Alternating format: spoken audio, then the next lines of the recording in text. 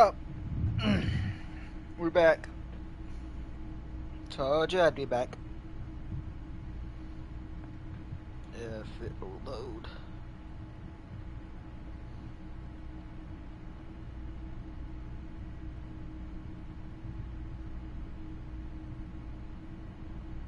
Oh yeah, I'll just do Duolingo real quick.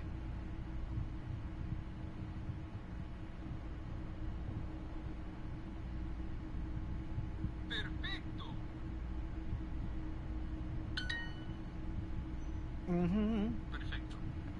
Perfecto. Grande. Soy.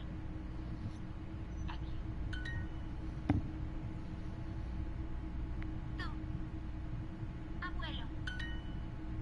Esposa. Casa. Inglés. En. Tu familia. Tu familia.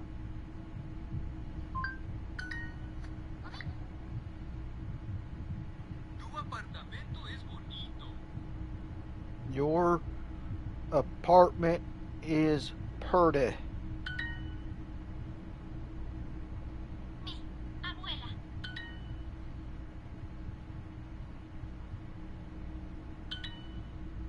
Mi esposo es. Mi esposo es inteligente. Mi esposo es inteligente, motherfucker.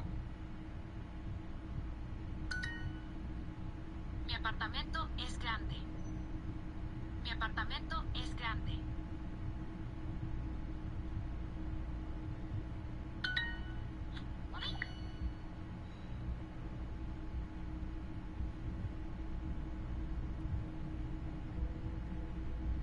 All right. Yo tengo una abuela.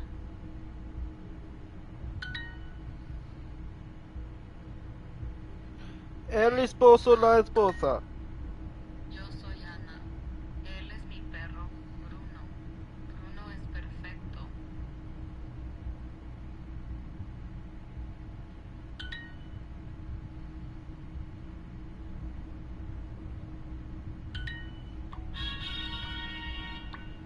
All right, we did it. Introducing the Duolingo Shut the fuck up. I'm a genius.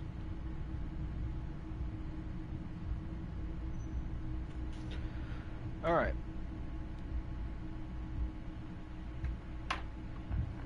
All right, back to it.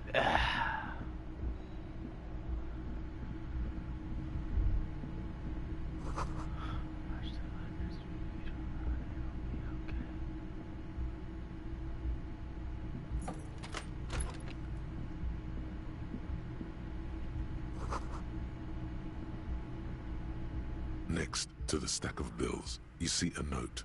A few lines jotted down in large, uneven handwriting, just as the writer was about to rush out the door. I'm sorry, I fucked everyone over. P.S. I didn't kill him. P.P.S. Gift upstairs. A gift, huh? That's fucking suspicious to Cuno. What could this gift A be? trap, probably. But don't sweat it. You got the Cuno spot on you. Let's go in. Seems she left in a hurry. Yeah. Fugitive on the run shit. Cuno's seen this shit before.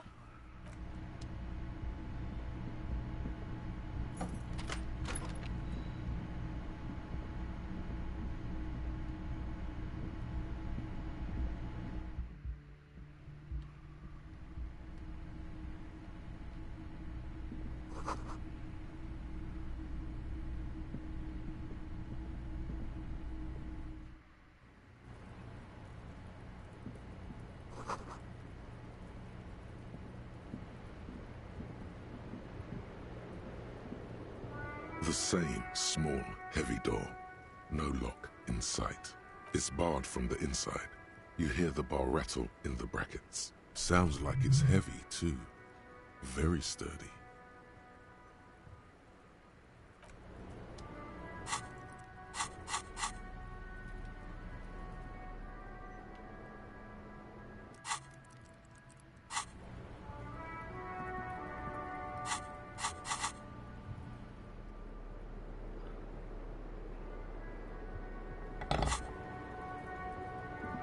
The The same small, heavy door.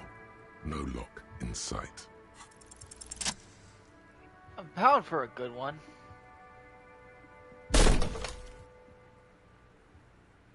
Something cracks inside.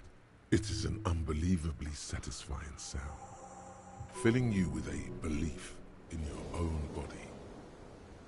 Let's get in there.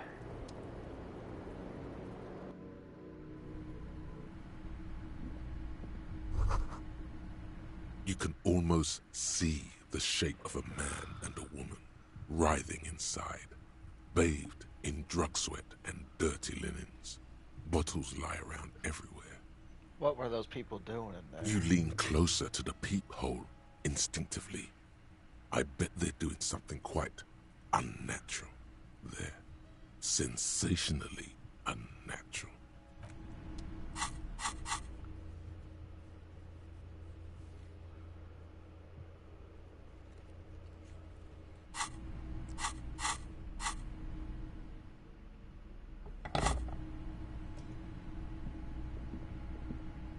You clearly see footprints in the downy carpet of dust covering the workshop floor. Someone's been back here recently. The dust has not settled again where these footprints have been made. The displacement in this dusty hell tells a story. What does this mean? Neither the footprints nor the dust speak their secrets, but you know it means that someone has been back here.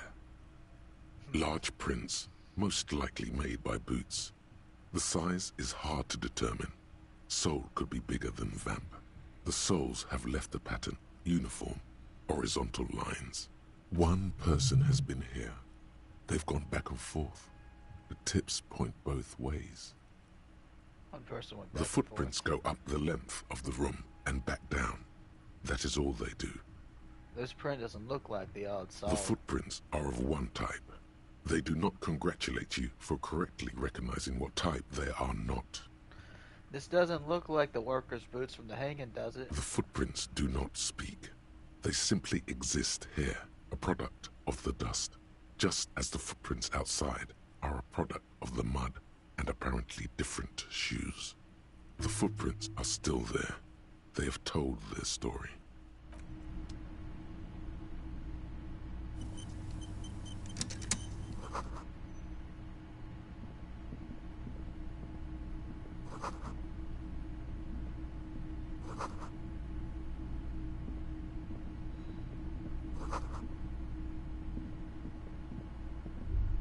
This seems to be some kind of workshop for fixing up pinball machines a long time ago. Everything is covered with dust now. Doesn't look like that pinball machine will ever get fixed. Yes, pinball hasn't enjoyed a heyday for 15 or 20 years. This used to be a pinball workshop? No, finish that. I don't care. Anyways, before we move on, I should go ahead and investigate the window.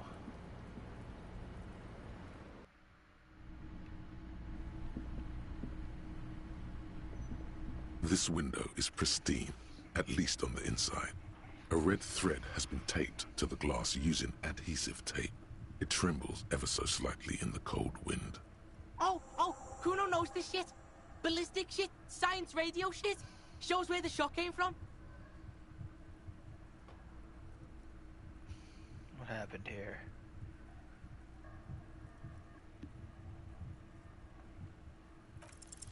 Golden light melts away into the blue, glassy darkness of your mind. In it are two neon-lit shapes, a man and a woman on the single bed. What position are they in? Like the witness said, the man is kneeling, the woman is on her back. It's the night of March 4th and a shot has just been fired. The man looks directly at the woman. The shot's possible directions converge in his mouth, a ray cast from somewhere outside, entering his brain. The red thread bisecting the room shows the trajectory of the bullets. From the roof outside, location A prime. The glass fractures around the bullet hole. Shards face inwards like a corona behind the woman's back. Where does the thread lead? Maybe if you extrapolate all possible points of origin first, the thread will make sense. The man does not know the bullet has entered his brain. He never will. Death comes faster than the realization. Ruby ruled this out vehemently. The shot would have been heard from downstairs, where no one heard it. The likelihood of A prime has fallen drastically. You may be looking for a sniper. The shot had to come from a greater distance, beyond A prime. Should we extrapolate to include every possible point of origin in Martinez? Extrapolate the radius to include all of Martinez. According to your map of the district, this shot could have come from a wide angle of locations, starting with the northern edge of the abandoned boardwalk, ending with an islet in the bay. Let's call them B prime. More precisely. B prime for boardwalk, B double prime for Land's End, and B triple prime for the islet detective.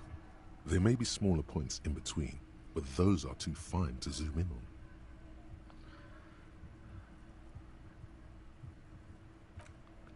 "700 meters away. The likeliest of these B positions, 20% chance. A skilled sniper could have made the shot, provided he had a safe sniper's nest. Even with the light on inside, we're talking military training. At that distance, the perpetrator would have had to take wind direction into account. Alright. 1.2 kilometers away. The least likely of these positions. Let's say 3%. A truly skilled sniper could have done it. Possibly from a tent. No, too far-fetched. Alright. B triple prime. The islet. 1 kilometer away. An unlikely point of origin. Beyond the docks somewhere. On an islet in the Bay of Martinez, perhaps. There are islets there, badly charted as they may be. The shot would have been a small miracle. 5% likelihood. There is an extremely narrow field of view from the bay to the window, between Rue de Saint-Ghislain 8B and 33A. The angle would have been extreme and access to the islets is questionable, but it is a possibility.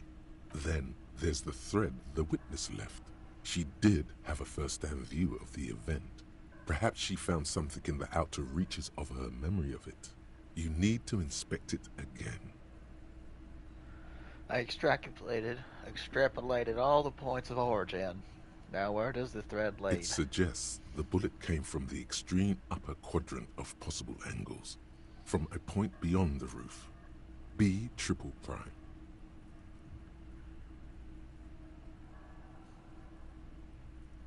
The island in the bay. Is Claudia trying to tell us the shot came from the islet? Hey, you're really fucking onto something there.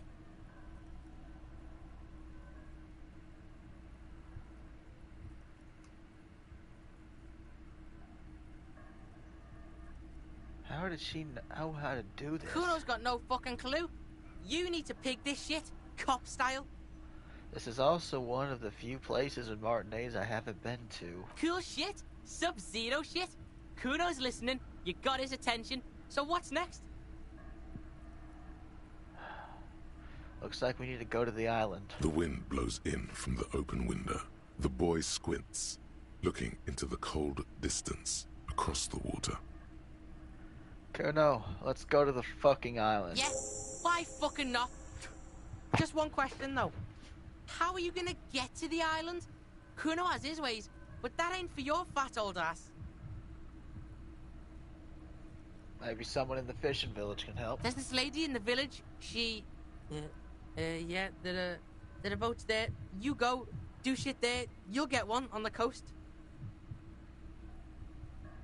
Alright.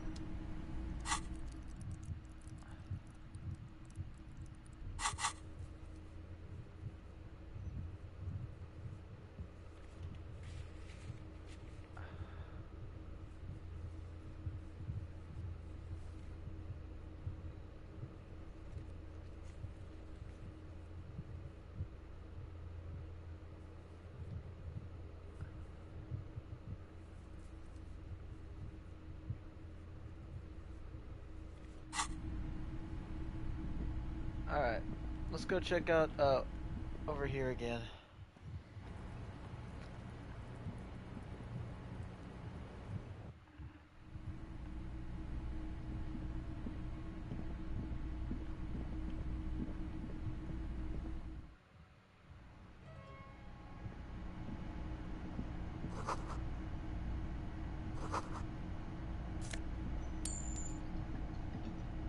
Over there, in the corner. The pinball machine? Not just any pinball machine. This is the pinnacle of pinball. Cornelius Gordy and the Mountain Goats. It's lit. You can't wait to get your hands on it. Check it out, Cuno. Fuck does Cuno care? Cuno doesn't fucking care. Let's take a closer look. Cuno doesn't fucking care.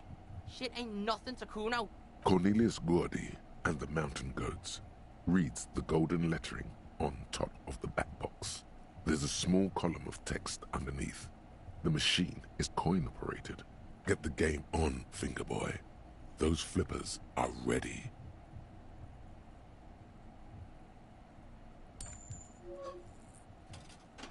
It takes a while to get into a rhythm, Yeah. but pretty soon go. you're able to keep 3 goat-faced balls in play with relative ease. Go, go, finger boy. The kid on your side looks bored. The game doesn't speak to him. I'm pretty good at Your this. game is definitely improving. The jolly goats are flying all over the board, and although a few plummet to their deaths, you're never left with less than 3. Suddenly, a special passage leading to the summit slides open at the top of the board. This is where the balls need to go. Maneuvering a goat ball into a position for a perfect hit isn't easy. More fall to their deaths. But finally, the opportunity presents itself. One of them gets through. Tiny hammer shatters something inside the machine. Something glass. The words "pale rupture" light up on the speaker panel, and the machine starts filling with a thick, milky fog. Something's happening. The fuck?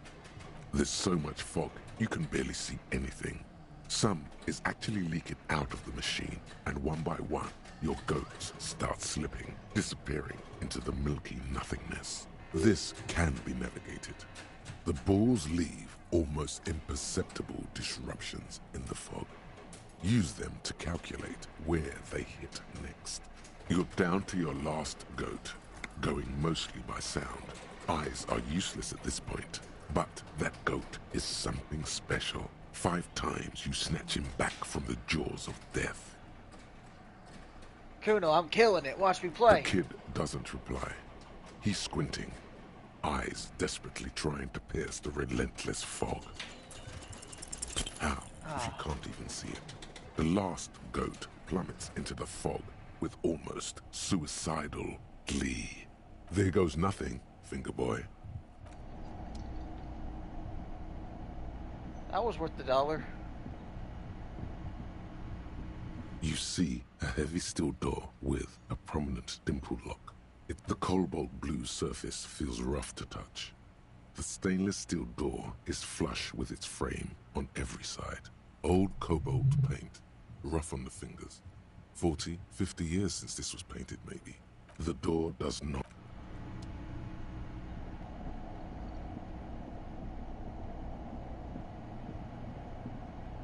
This small elevator is dimly smells of nougat and sweat. Your head brushes up. The maintenance card under the control panel reads, last maintenance, 10th July, 88. There are large rectangular buttons, monter, descente, and an international call for emergency assistance. That third one appears to be broken. Could this have been for moving pinball machines up and down? Looks like one would fit in there, yes. Although it's also surprisingly human in the golden light of that ancient bulb. What were you used for, The elevator? deep scratches on the floor suggest it was used as a freight elevator for transporting heavy machinery and one man. Was the doors that go up?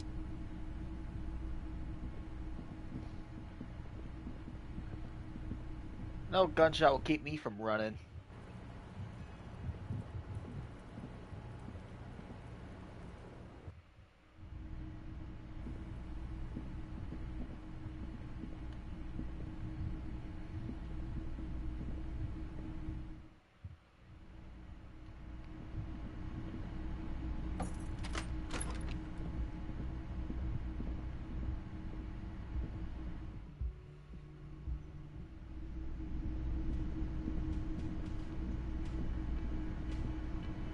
Oh, you're up. It's good to see you back on your feet. Did you like your room? I cleaned it for you. Fucking cleaned it. What a dick. Dancing around in his maid uniform.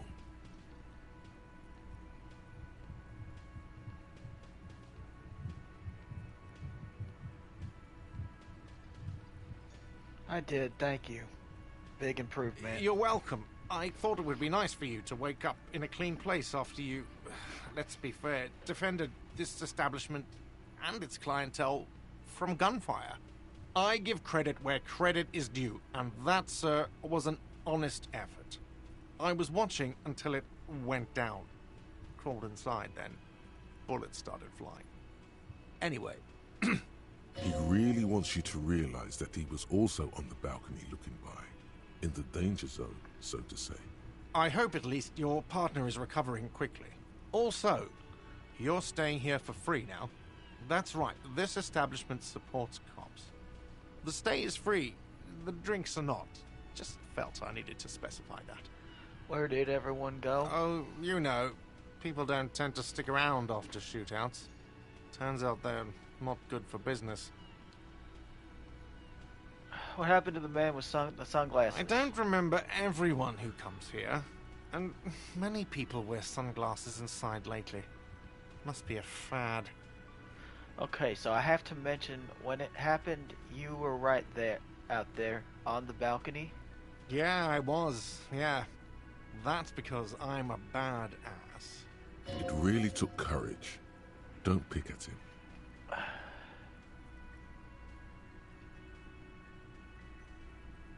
Yeah, I guess you are a badass. Yeah, I don't know. Clients were panicking. And also, I guess I sort of found out that I don't give a shit if I die. He means it. It's not just boasting. It's something he discovered about himself. Stepping onto that balcony. Alright, thanks. No problem. They'll come back. They always do. Goodbye.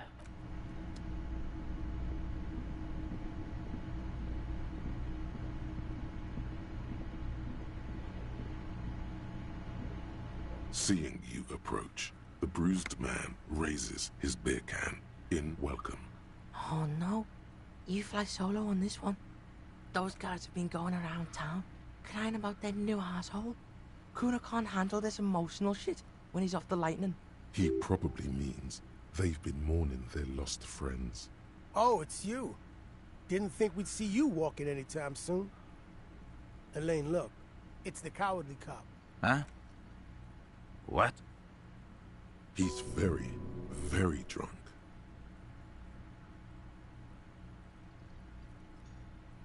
Is he okay? Does he look like he's okay? He does not. His unshaven face is almost grey, and he reeks of piss, sweat, and booze. While still alive, he has abandoned his own body to decomposition. How badly was he hurt? He wasn't. That's the thing. Titus, Theo, Dennis, Angie, they're all gone. But he got away without a scratch. There's nothing left. Nothing. He has lost the will to live. It's survivor's guilt. He feels like he should have died with others. He may kill himself if he doesn't find a new purpose, or else go on in this way. Not dead, but not really living either. Shit is tough, but you need to get off your ass and finish this. What?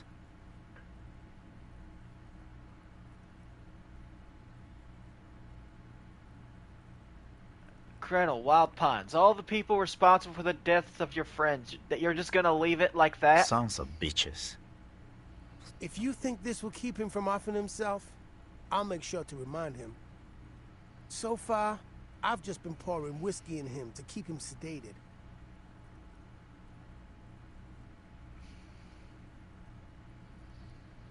What's gonna happen to the Hardy Boys now that Titus is dead? Titus is fucking dead. What's gonna happen to the Hardy Boys? Look around you, man. This shit is done.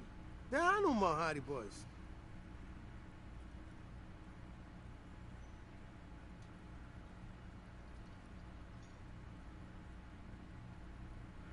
You two are just gonna go back to hauling containers in the harbor? No, man. I don't know. I guess the Union will still be policing the neighborhood, but who's gonna do it now? I am. That wouldn't be funny, even if we weren't surrounded by the ghosts of our fallen friends. Any idea what happened to Glaja? Damn songbird of misery, that one. And do you have any information on her whereabouts? God said she took off sometime before the firefight. That's all. Trying to remember if there was anything. Oh yeah, he said she seemed to be in a real hurry. She's gone. Face it. Take care, guys. Yeah, you too. It's a rough world out there. It's not easy being a cop. We were too hard on you. We shouldn't have fucked with you like we did. You got between us and a lot of bullets in that fight. Matinees owes you one.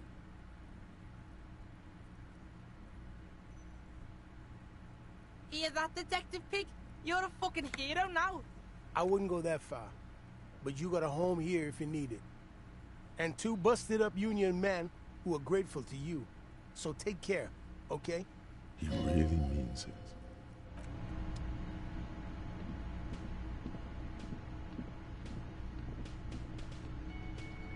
Cuno's gonna scram now. Can't be seen with pigs. Can't shit on Cuno's good name. So yeah, see you on the C4 island. Try not to get shot or drunk again. Cuno's counting on your ass. Cuno will rejoin your party later. Okay.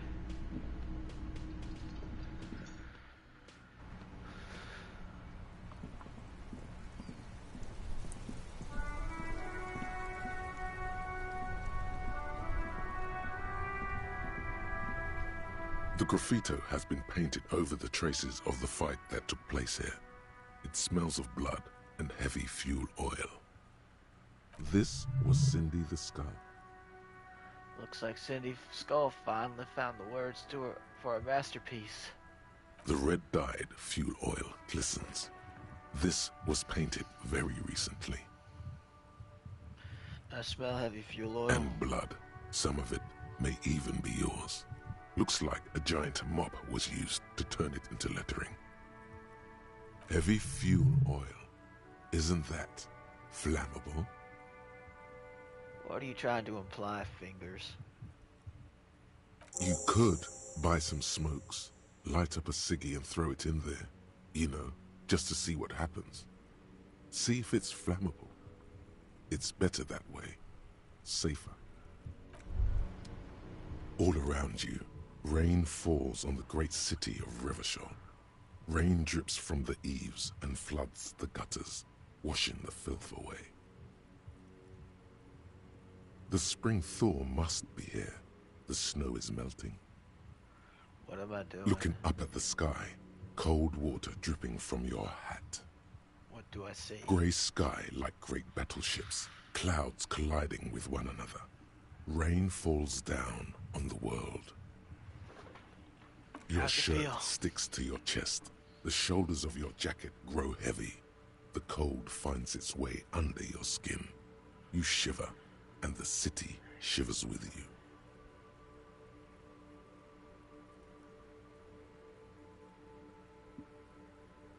You're not dressed for this weather.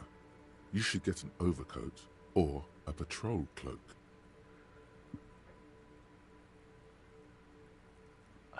What is in the west? Sheets of rain over the water.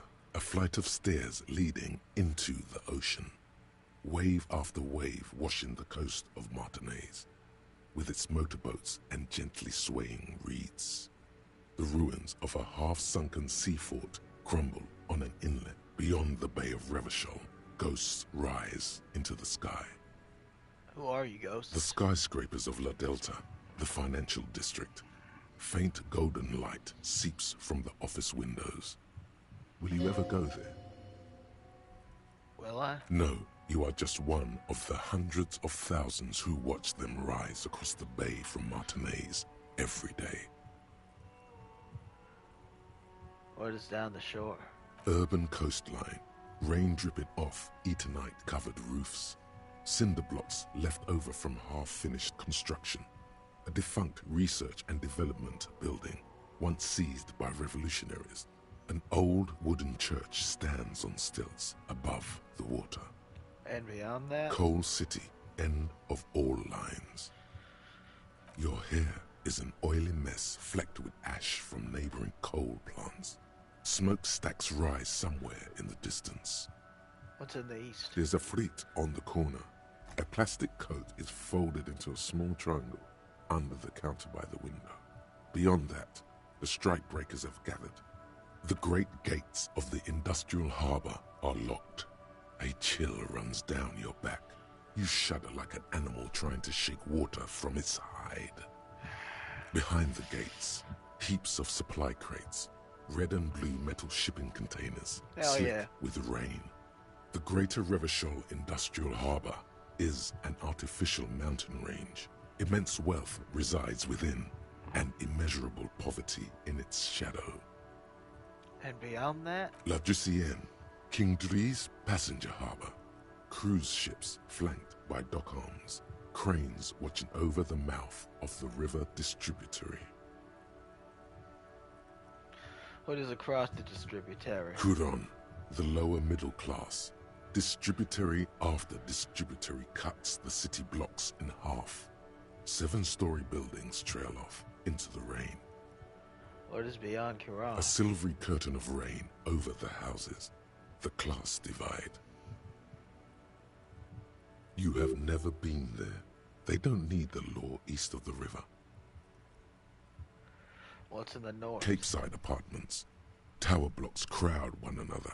4.46mm bullets still lodged in their war-torn stone walls. Hallways collapse from the mortar hits of a war that was lost long ago. Clotheslines go to waste in the rain. Radios play. The news at noon. And closer to here? A yard. Rain falls onto the roof of a woodshed. The lingering odor of decomposition mixes with that of damp soil. What's in the south? A traffic jam. Rain thrumming on the roofs of motor vehicles. Inside, drivers watch water streaming down their windshields. The statue of a king shudders. He too is cold. The canal bridge has been raised. What's on the other side? The road ascends. A raised motorway loops above the ghetto. Beneath its concrete columns, a sea of rooftops, woodwork, and tar stretches northward. 4-story buildings as far as the rain can fall. The snows melt in Jamrock. Why am I not there? To be in Martinez, where no one goes, at the runoff point of a long-forgotten canal, in the whitest part of town, in the shadow of the day the revolution fell. Oh, what am I doing here? Standing in the rain, looking north, where Jamrock Rock City stretches inland. Where the hood? Where the hood? Where the hood I at? have a brother in the cut. Where the wood at? In the rain-swept distance, above the rooftops of Jamrock, a repurposed silk mill stands perched above the motorway exit. Precinct 41 hunches in the rain. Your vision blurs. You wipe your face with your hand. The rain stings your eyes, making you look up and blink. What's above? Coalition aerostatics hang like apparitions under the cloud cover. Way up there, where rain forms, rotors flutter silently. Your sight clears. Motherfucker. These spring thaw will not last. The winter will return to Revachol.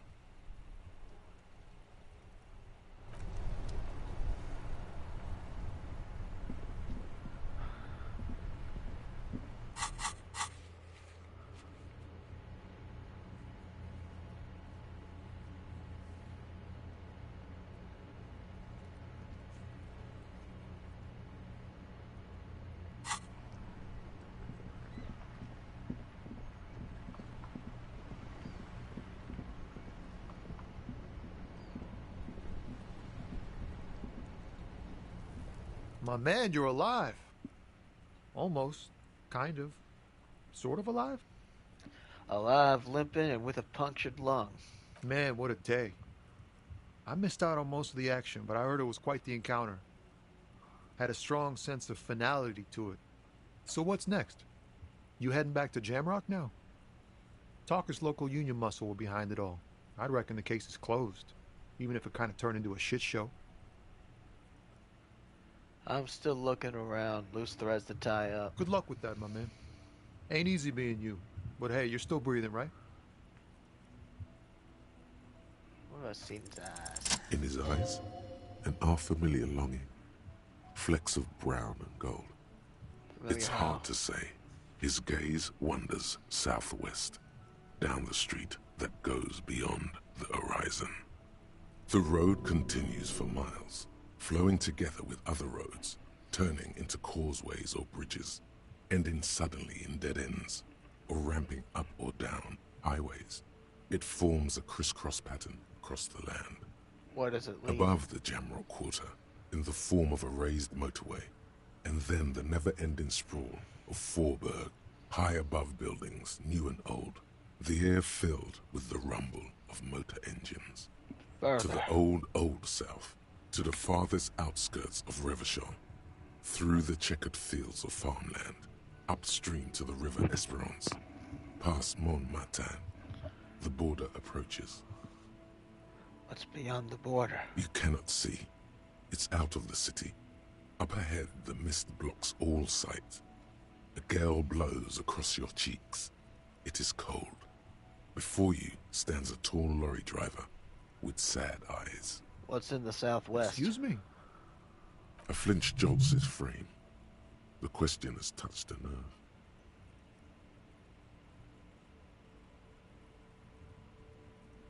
Hell, I get longing. I felt something similar since I woke up. Man, I don't know what to say. Not much anyone can do. There's no helping in absence, you know. I miss my family. They're all I have. My wife, second kid on the way, waiting all the way in Diora. And here I am stuck in this shit, so far from home. Diora? Diora of the Seven Seas. It's on the other end of Le Caillou, pretty much. On another island called Laurentide, off mainland. We've got a little place there. Can almost hear my kid laugh when it snows. What's it like to miss someone? What's it like? Good. And bad. An ache that brings you joy. I think of them a lot. I dream up these silly scenarios in great detail of living with them. It comforts me. What about you, Cop Man? You missing someone? Is that what it is? This feeling?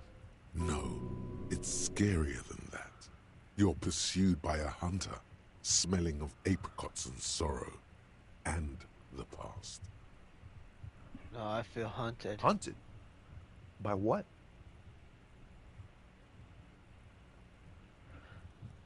By a shadowy figure known only to me as the ex-something. An ex-wife?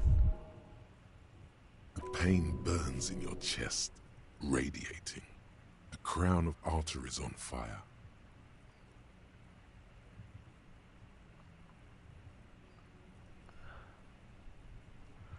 It followed me into this world when I awoke. I think it may be a planar hunter. Planar hunter? Wow. That sounds really bad. I hope that doesn't happen in my marriage. Yeah, that thing has got nothing to do with marriage. Sure, man, if you say so. But look, man, thanks for this. It's good to talk to someone. I know it wasn't easy to ask, so I hope you find your way through your own troubles. I met the lady driver on my investigation. She's called Ruby. Okay. Is it wise to share information about the case like this, sire? Telling him is a really bad idea. She shot herself. What? He cannot believe it. It's absolutely fucked up. I should not have gone after her. I told you not to go after her. I told you. What happened? Is she... Dead? He can't say it. You've given him a panic attack. He's ill-equipped to deal with it. Don't tell me. Just back off and don't talk to me again, okay? I can't talk to cops anymore. I can't be involved in this shit. He cleans his hands of it. It's too much. Out of old habit, he still snaps his fingers at you, but then stops immediately, realizing what he's done. He does not want to talk to you. Today, tomorrow, ever. Oh, I fucked that up.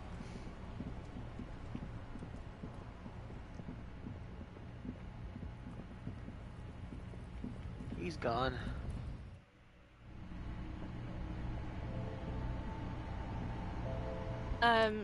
Is this about the questions again? No, it's not about the A questions. colorful display of cigarettes and the bottles wink at you in the light. The smokes too glitter there, in that dark green glass. All in vain. The great flowing river of warmth, wine, alcohol, beer, alcohol, love, alcohol. I'm obliged to inform you that both alcohol and cigarettes damage your health, but I guess you already know that. Know this, you will never finish your alcohol quest if you don't buy beautiful alcohol. Here you go, mister. Give me the pale age vodka. Here you go, mister.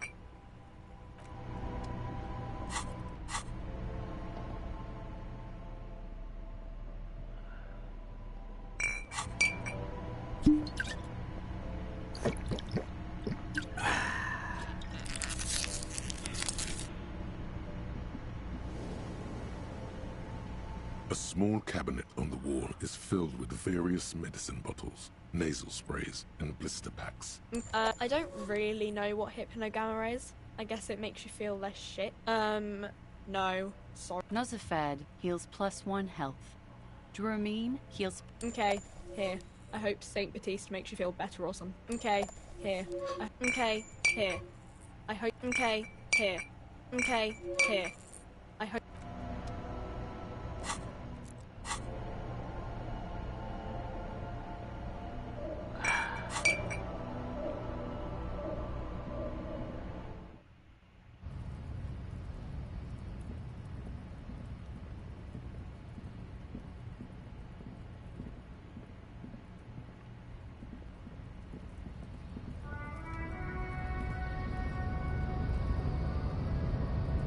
Guess they're all gone.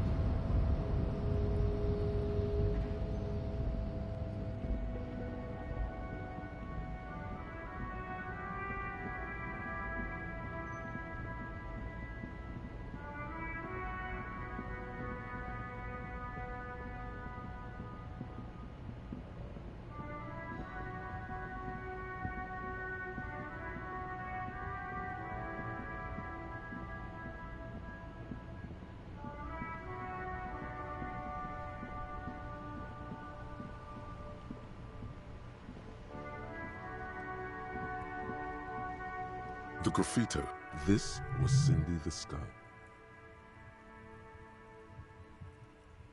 The fuel oil catches fire immediately with an ominous hiss. A bright orange flash across the surface of the letters. Black smoke rises from the burning message. Disco Elysium. The flames warm your face. Then, a gust of cold wind, and the fire falters. It's time to go to the island. Slowly, the flames subside, the fuel burning out. The air still smells of mazout and springtime.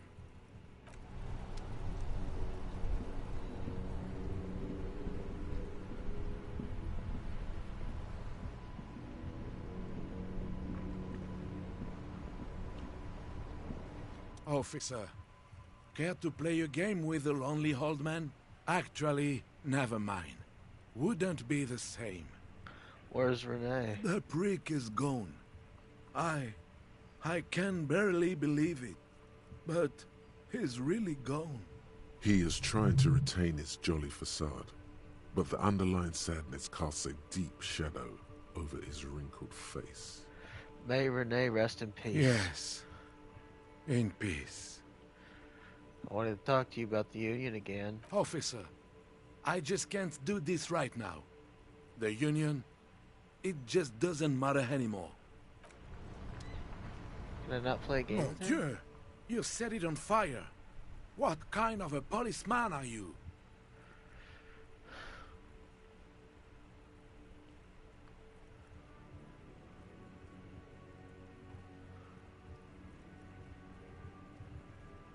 Firewalker. I walk in the flames. That's nice. Better somehow. Can I help in any way? Laughing now. Oh, so... Host almighty. He's a total bummer now.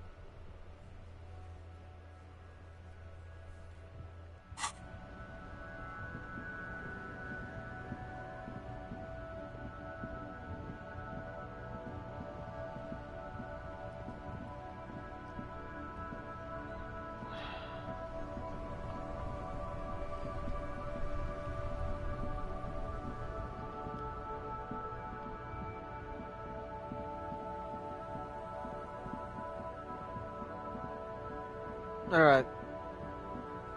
We need to solve this case. That's all we have to do now.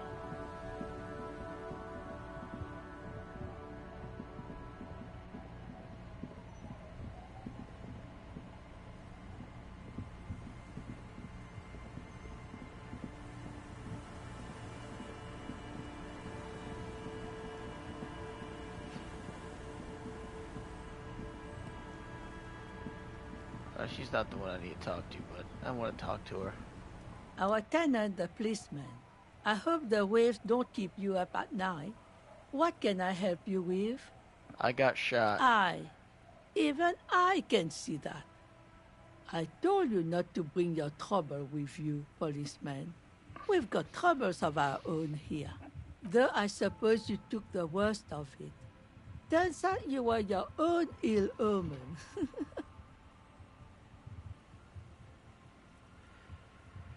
My partner got shot too. He's still in the hospital. What do you expect? Police officers get put into dangerous situations all the time. Sometimes they get shot. It's a rough trade you're in. Still, I'm sorry to hear about your partner.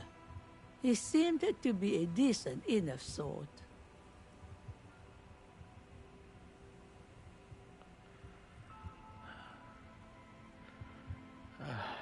I'm sorry I couldn't warn him in time. I warned you. I warned you men with guns would be coming after you. They always are with your kind. So, be careful, and don't be a hero. Bye, I'm off.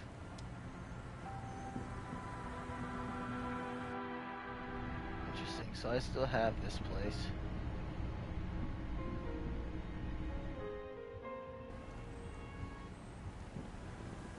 Anyways,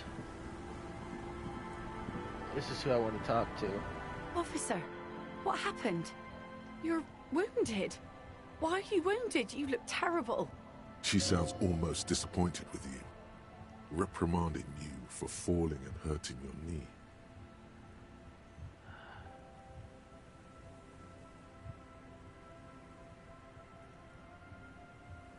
You seem angry.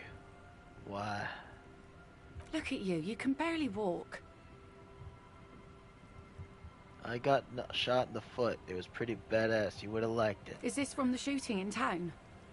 We heard gunshots. Not that we don't hear gunshots all the time, but they were closer than usual.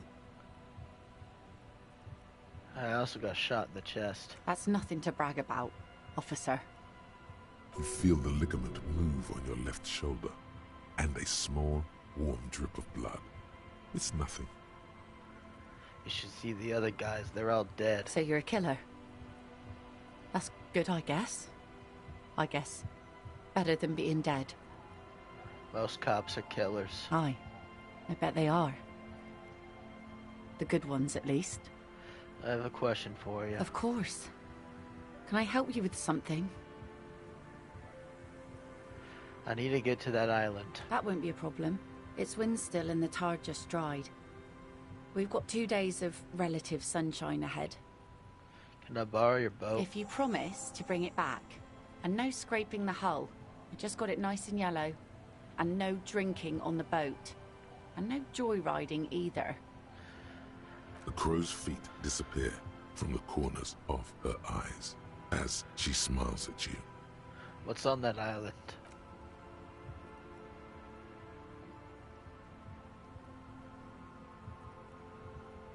Hasn't been there herself. Who has then? You said you haven't been there yourself. Who has then, if not you? My husband used to drink there. Him and his drinking buddies. Always seemed like a bad place to drink to me. People died there during the landing, you know. My mother told me. The kids sometimes go there too. I know they do, on rafts. I tell them not to, but they bring back old bullet casings and such. Which kids? The twins. God forbid they bring the girl along on some rickety barge.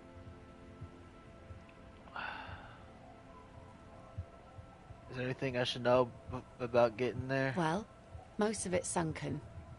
Underwater. That means concrete underwater. Cut your boat if you're not careful. Be sure to enter from the south side. Water's deep there. Aye, aye, Captain. Thank you. I'll use your skiff to get there then. Please be conservative with the fuel, will you? Just filled her up, but it's a small tank. Be seeing you.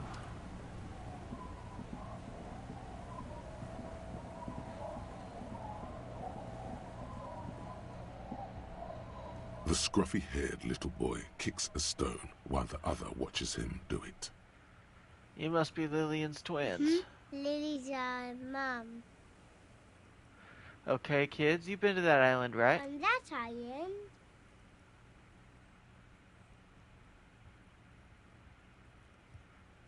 Yes, that one. I need to know what's there. Nothing. It's just a seafort and some plants. You can take a raft there. It's great. And we make a fire. We make a fire. Gather the sticks for the fire. And bullets. Or not real bullets, empty bullets. What then? There are lights. The fire guy comes and asks us to put the fire out. Your nerve endings sting from the mention of a guy. They must mean a human being on that island, but it's cut off. Someone lives on that island? No. Yes.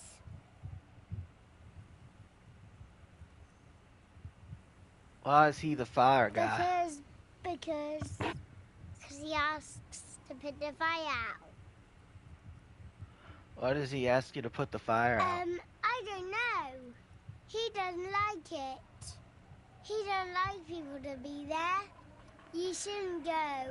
Yes. Because he doesn't want to be found. Smoke traces. You mentioned something about lights. I don't know. Is there anything else you can tell me about this guy? Age? Does he live there? No, he doesn't live there. I don't think. No, he lives there. Been there twice, 2 times. He doesn't live there. He isn't there sometimes. Anything else? What does the guy look like? I don't know. How come? We ran. He just yelled we shouldn't be there. Your father used to go on that island too, didn't he? Our father killed himself. Don't say that, he didn't.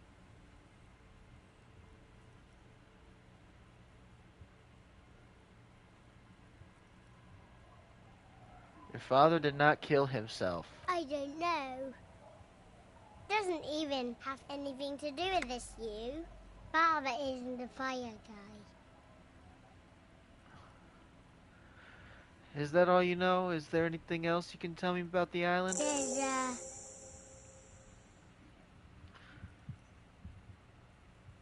Bye, kids. Take care.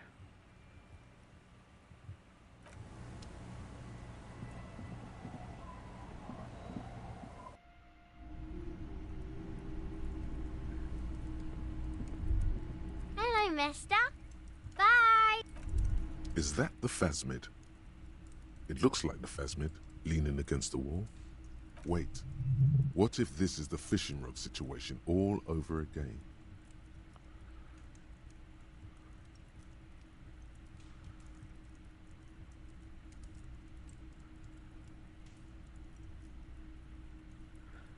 Yeah, I'm not gonna get Fine. again.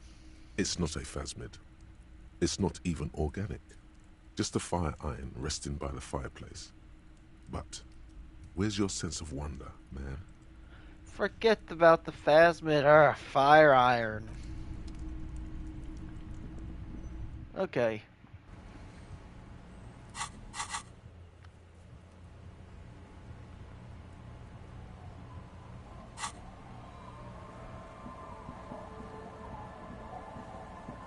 Hope I don't have to like manually move this boat. I just wanted to ask me where I want to go.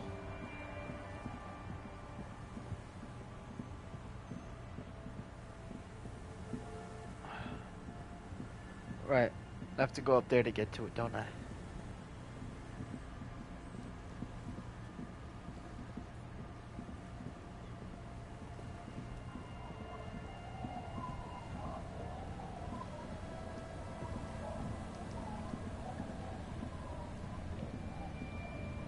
A skiff with a small steering engine in the back floats on the calm mirror of the sea. Its 2 seats are empty. Once you get in, that's it. One pull of the starter handle, and you're off into the bay. A strange trepidation comes over you. Are you sure you want to go now? Have you made all the necessary preparations? Closed all your accounts? Remember what the net picker said. It's a small tank. You won't be going back and forth on this.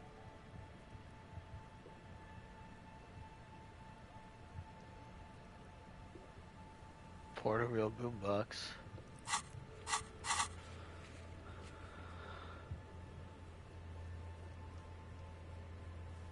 That's no longer important.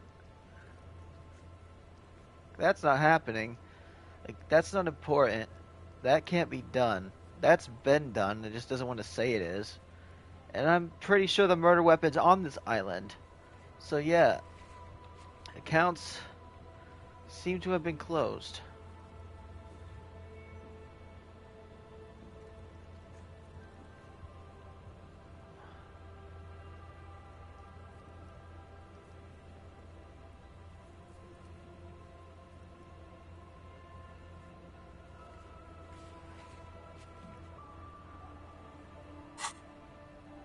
First, tie your portal-reel boombox to the breast hook to keep me There. company. This is now a rock and roll skiff.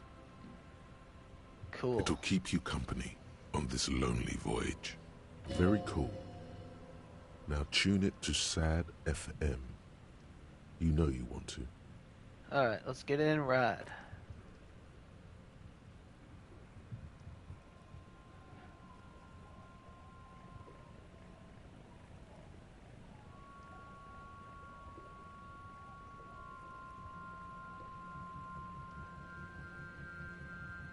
Want to be free.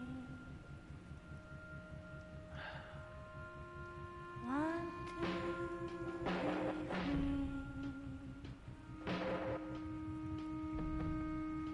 It will last forever.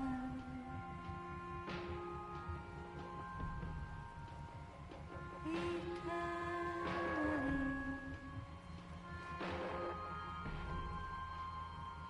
Want to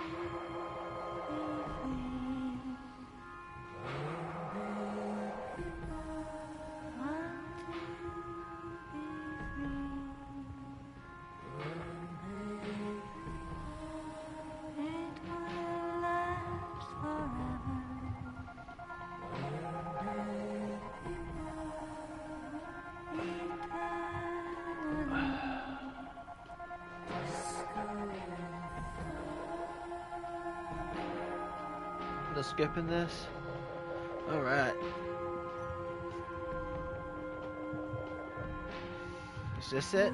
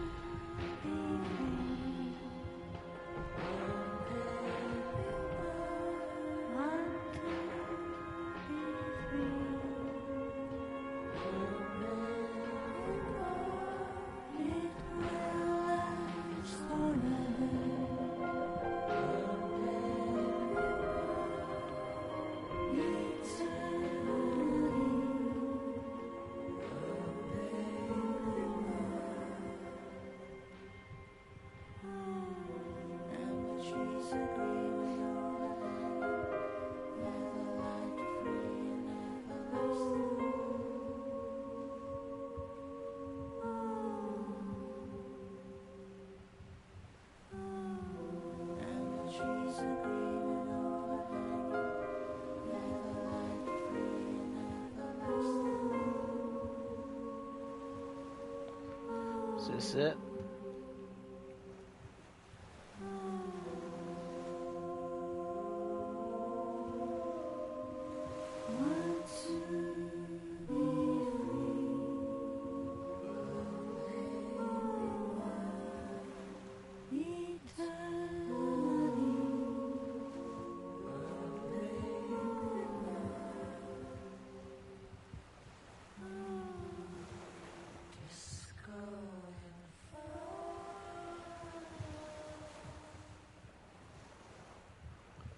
The boat comes to a slow stop.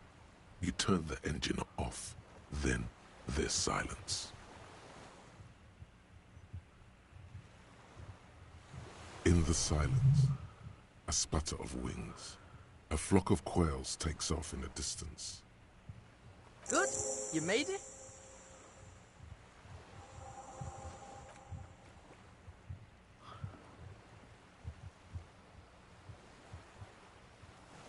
I mapped the place out, and it looks like both of us aren't going to make it. This is Death Island, the Hellmore.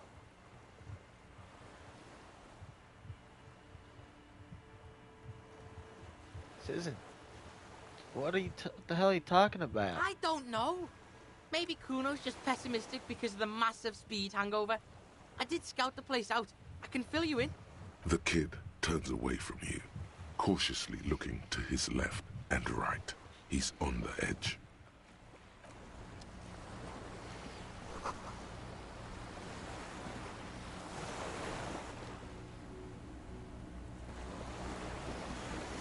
Talk to Cuno. I've had these weird shakes recently, and something like visions. Sound familiar? Totally pig. Cuno's in the same shit every time he's coming off speed. You need to medicate that shit. Oh, I don't know, it's more than that. It's like the city is speaking to me. Cuno's not into that hallucinogenic shit. That's for pussies. No, I don't think it's actually drug related. If you want to take a real blast, though, go down the coast to the old church where the speed freaks hang. Tell them Cuno sent you. They'll know what it means.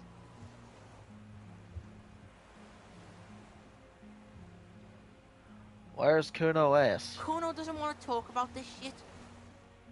That is a look of a man who knows he'll be looking over his shoulder for the rest of his life. That toxic shit's behind Cuno now. What happened to your art thing? Locust City. Cuno dropped that art shit because Cuno's fucking poor and has shit for brains. A truly rare moment of self-pity. You better not make Cuno fucking cry about his art shit, okay? Change the subject. Cuno doesn't do that shit no more. Fuck that shit. Fuck everything. Let's move.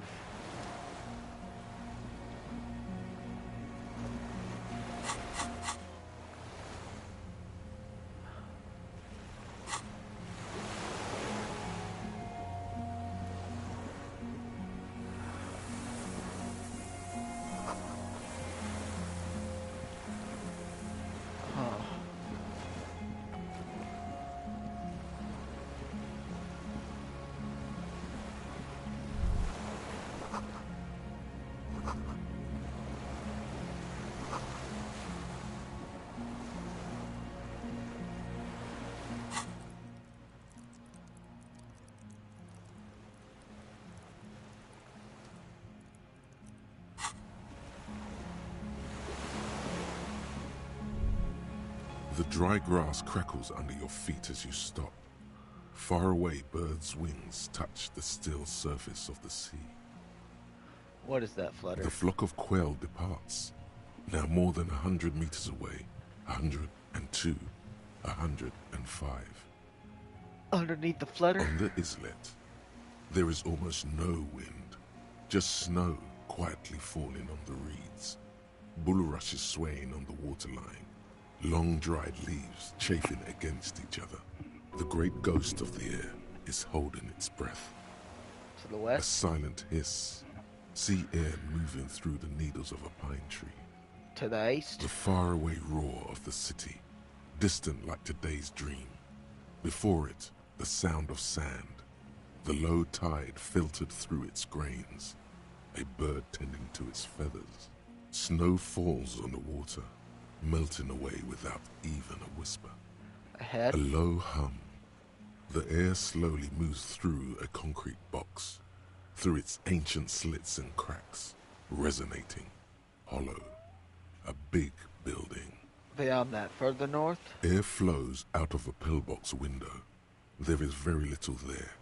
The air cossets flowers on a meadow. Absolute silence. Reeds motionless. Bulrushes motionless. A flake of snow falls on an extinguished campfire. Hiss. Below the silence? Col de Mamadakwa.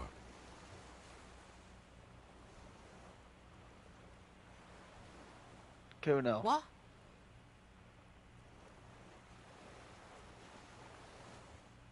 Have you noticed how quiet it is? Yeah? Spooky ass island.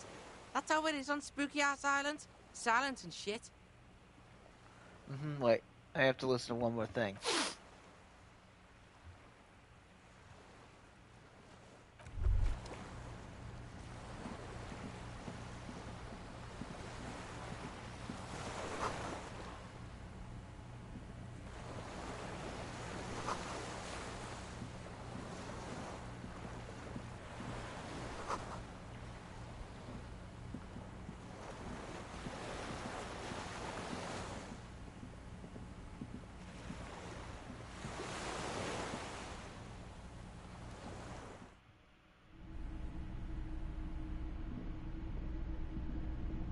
I already have an idea for, like, my next run.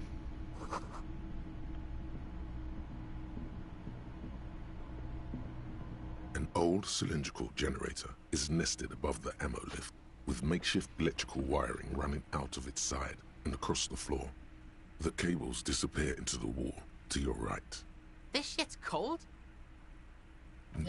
No, this isn't right.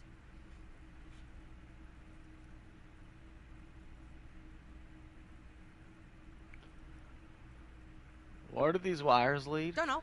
Looks like downstairs somewhere. What kind of generator is this? Smells like mazout. Heavy fuel shit. A hollow ring. The canister is empty. Dust falls from the generator and down into the ammo lift. What does this mean? A generator here? Fuck does Cuno know? I meant, why is it here? Probably because it's winter. Some bums who camp here don't want to freeze to death. Maybe. Probably. Cuno's probably right. It's a fire guy. Some kids told me about a guy here. A guy who made fire. Alright. We're on to something.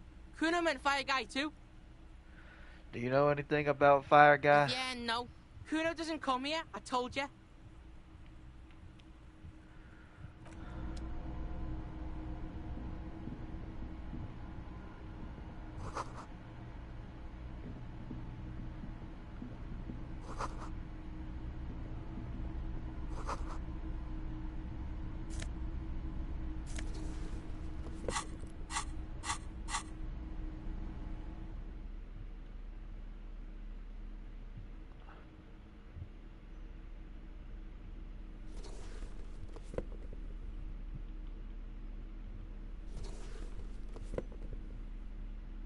Interesting.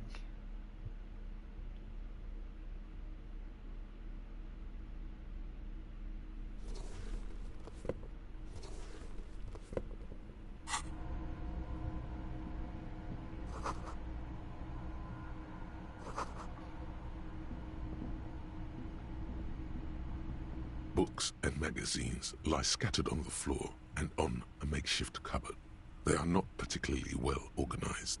Most are soft covers, serialized fantastique and detective stories from the 20s and 30s.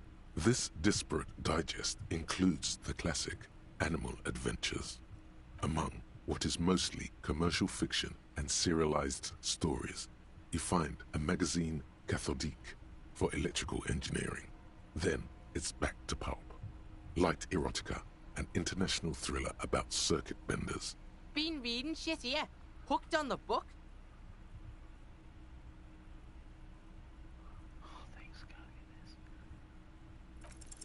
Not that you can tell. This is a digest of someone who's dead bored. Most of it is for entertainment purposes. Fittingly right next to the radiola on the floor. Nothing out of the Maybe ordinary? it's a little old-fashioned. There's a nude mag. More than that, you can't say. Okay. There's a greasy old spring mattress in the corner, resting on piles of soft-cover books. White linen and a pillow are visible under a worn-out caracal blanket. Check this shit. Someone's been squatting here. Cuno knows because this shit looks like Cuno's place.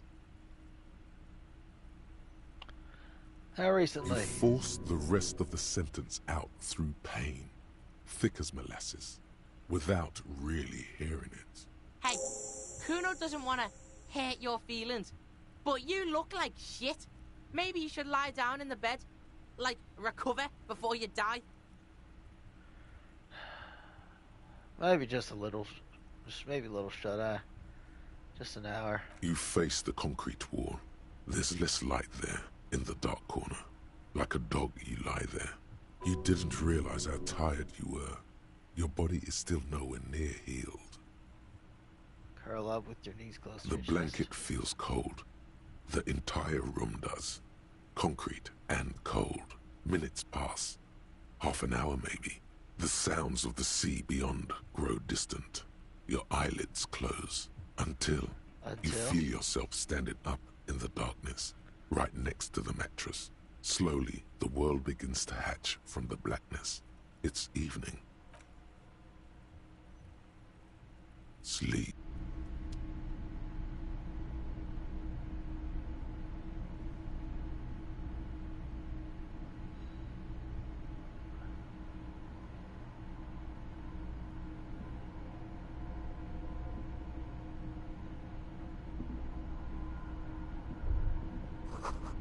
It's all good. Go outside to the beach.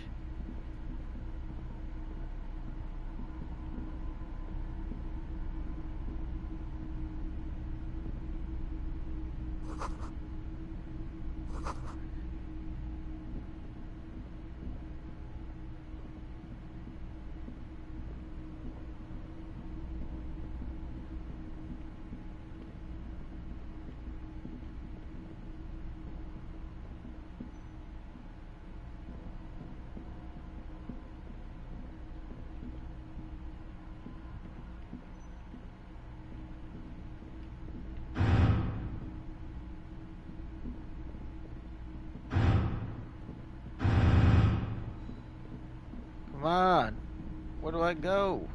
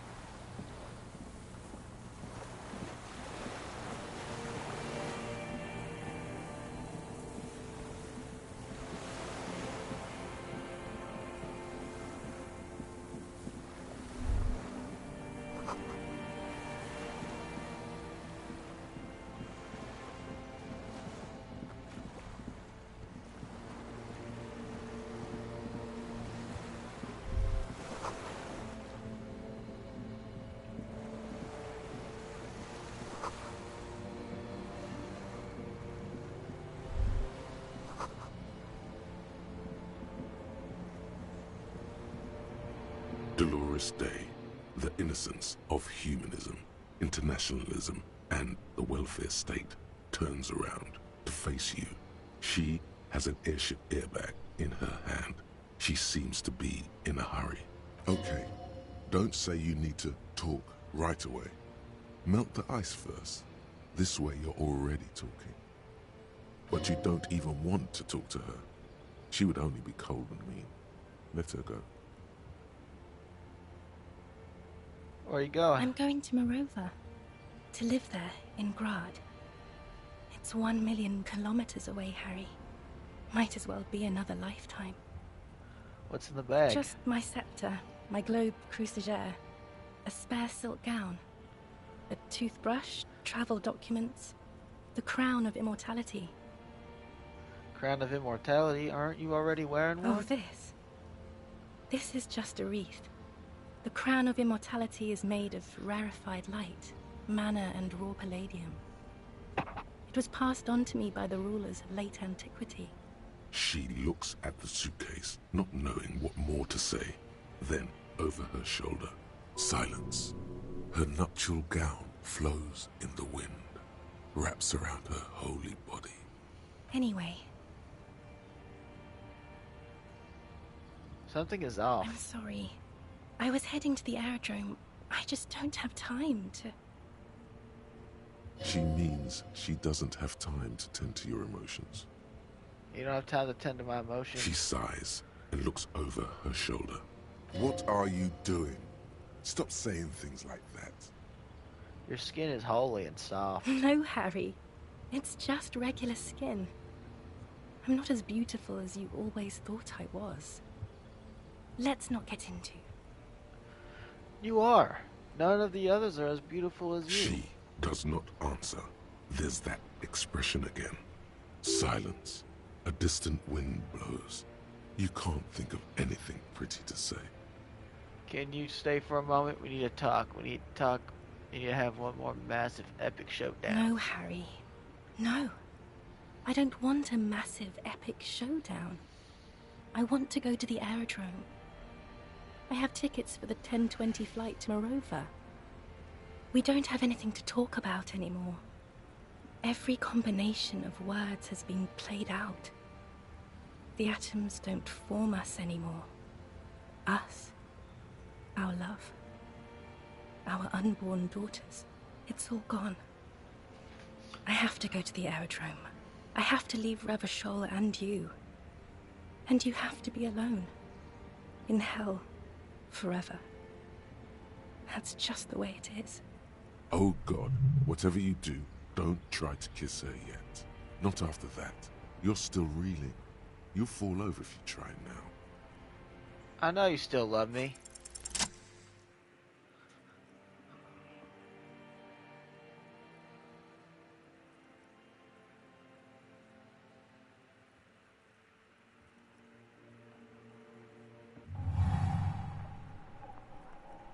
With your feet trembling from the steps you took, tepid and fearful, you stand against her, her body close to you, radiating warmth.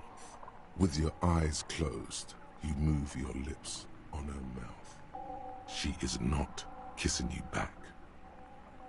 But I succeeded. This was not about failure or success.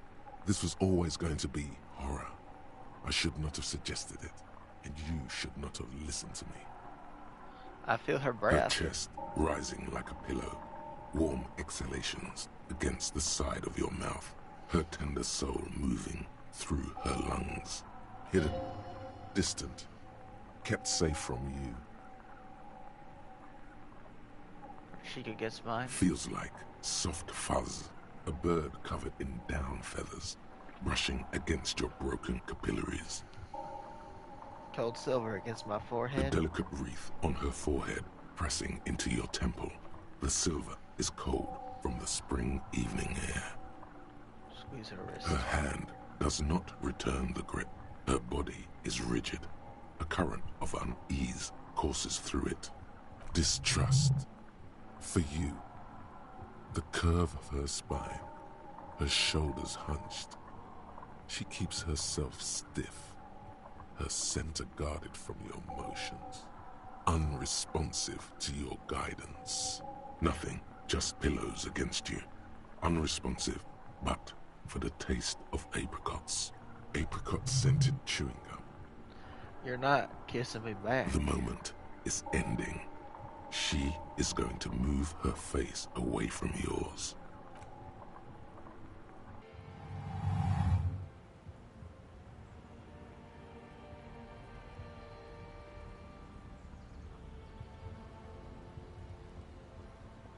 Trying hard not to look at you.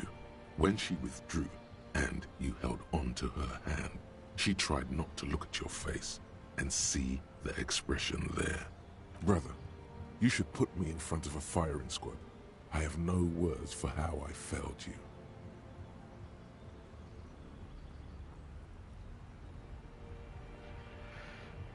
You didn't kiss me back.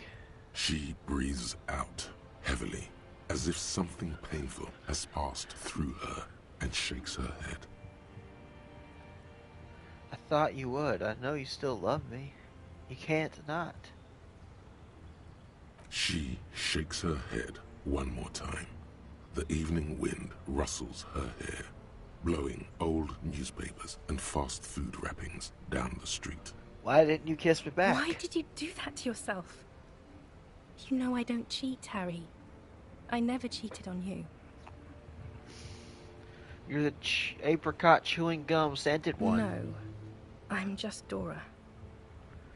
That's it then. No, Harry. Not yet. There is one more thing you have to see. I'm pregnant. Is it mine? Of course not. I terminated yours. Don't you remember? You poor fuck. Poverty-stricken fuck. Now, go ahead. Ask me more questions. Let's talk about something else. No, this has to end. Do the last one. More questions. Ask more.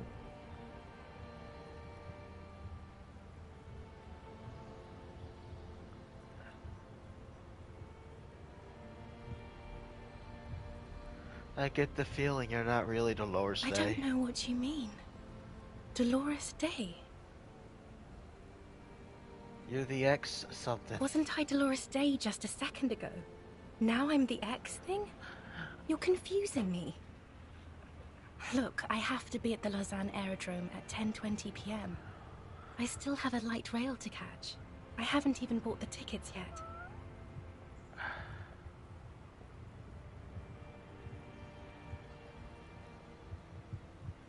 I'm glad we're having this conversation. I'm getting so much closure. I'm glad too, but I have to go. My friends are waiting for me on the platform. I can't let them wait. It's impolite. Cool, your friends. Say hi to them for me then. I will. 1,000 times you beat an animal. 1,000 times you've raised that fabric. What is underneath has always calmed you, centered you, made you sane. You're... the morning. The morning? I don't understand.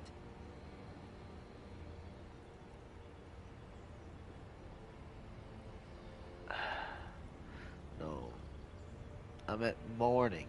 I'm grieving. But you're not even dead. Oh my god, Harry, stop. I don't want to hear anything about the morning. Mourning someone who's still alive. Any of that. I can't do that anymore. I'm not 80 years old, I'm 32.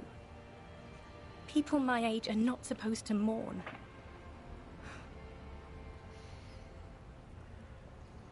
On second thought, you're Dolores Day, Queen Regnant of the territories of Mundi and Insolente. Nothing else. Yes, Harry. I am. Things have gotten much better for me, now that I am the ruler of the known world. Oh god, it's already so late. I have to go, Harry. A tiny golden watch with red straps around her bony little wrists.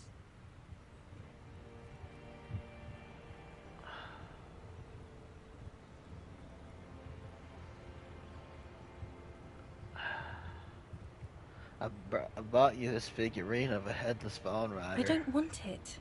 It looks expensive. I don't want it. I thought you liked figurines. I thought the figurines were for getting you back. That's not what figurines do, Harry. But then the figurines don't do anything. She looks at the headless Found Rider between your fingers and doesn't know what to say. The figurines don't do anything? Anything at all. But I thought the historic figure she had. She liked war games and figurines. Yes, I thought it would be good. A form of communication where words have failed. Yes, it was a good idea. But she felt obliged by the headless Found Rider to give you things in return. Things she no longer wants to give you. So she refused. That's how it goes. Your figurine rider idea was naive. What about dice? I had some custom dice made in this place. Doomed commercial area. Harry, I don't want things. I want to go to the aerodrome.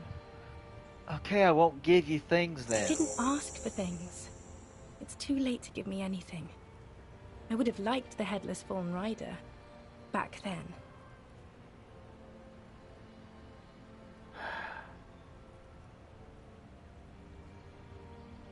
Don't go. I have to, Harry.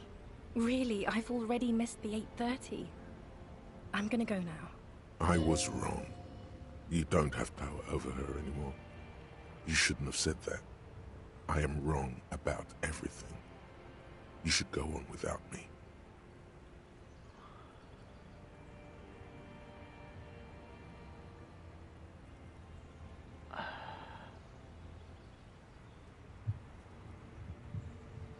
Wait. Can't we sit down and have a coffee first? There's a cafeteria on the corner. No. That would only be painful and dull. At the aerodrome, life, love, and laughter are waiting for me. At the cafeteria, dust, hell, and tragic comedy.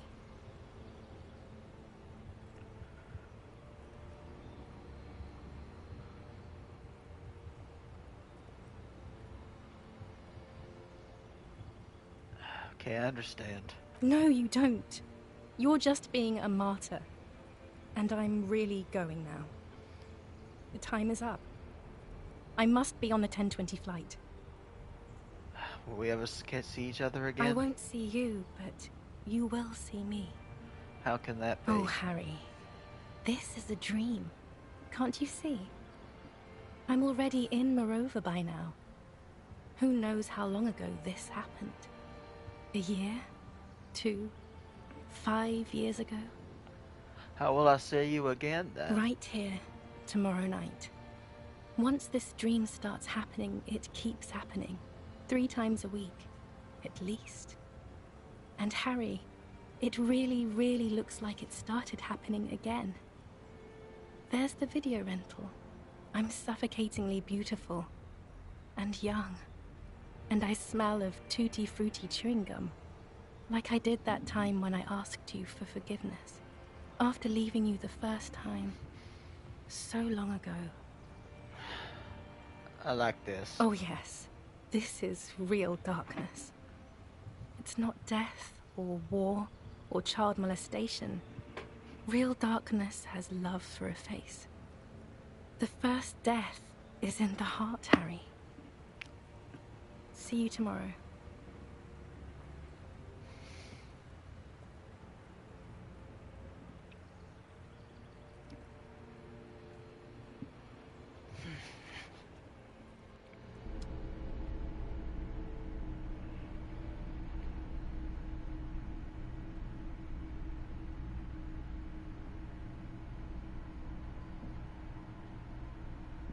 Oh, there, man.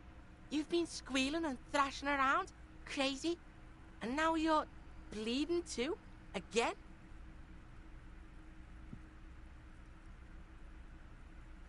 Cuno, I had this fucking dream. Yeah? Cuno saw that? A nightmare about bitches? How'd you know? Cuno knows that shit. All the worst dreams are about bitches. You wouldn't believe the shit Cuno sees about sea. It's not good. This sea in his dreams. Now let's get this shit back on the road, yo. Just make sure you don't die. Cuno's no fucking mortician.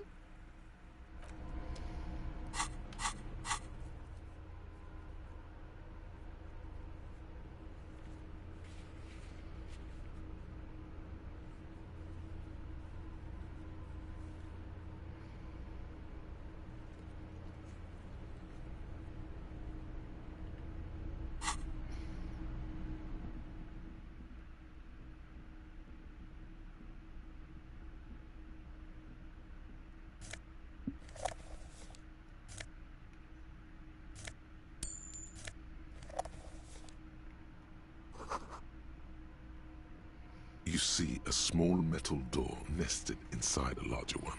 A heavy steel blast door. There is a conventional keyhole above the handle. It's very small. What's on the other side? Another part of Death Island. Some secret hidden shit Cuno thinks. Important shit. How do we open this? Cuno don't know how to pick this lock. This one's military shit. He's right. It would be better to open its big brother. A powerful engine hangs beneath the ceiling. It must control the blast door. You're right. We opened the big one. Do you see the controls somewhere? Yeah, the console over there. Yeah. Let's get this big shit open.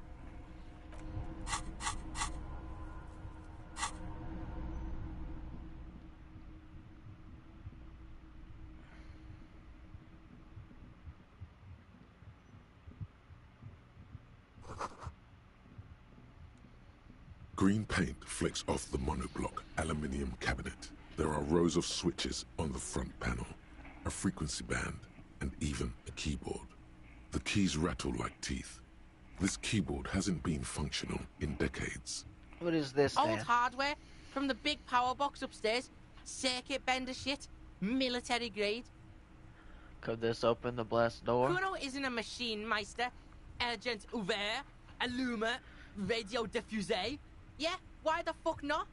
This device was used to control the electronics in the room. It could open doors, control lights, function as a radio computer. Nothing happens. Cuno's gonna stop you right there. This ain't gonna work. Not without the juice. You gotta feel that shit if you want it to work. Let's look outside, maybe. The dial slides under the glass. Whoa! Told ya. Military mega grade. Also like 400 years old, I think. 1,000?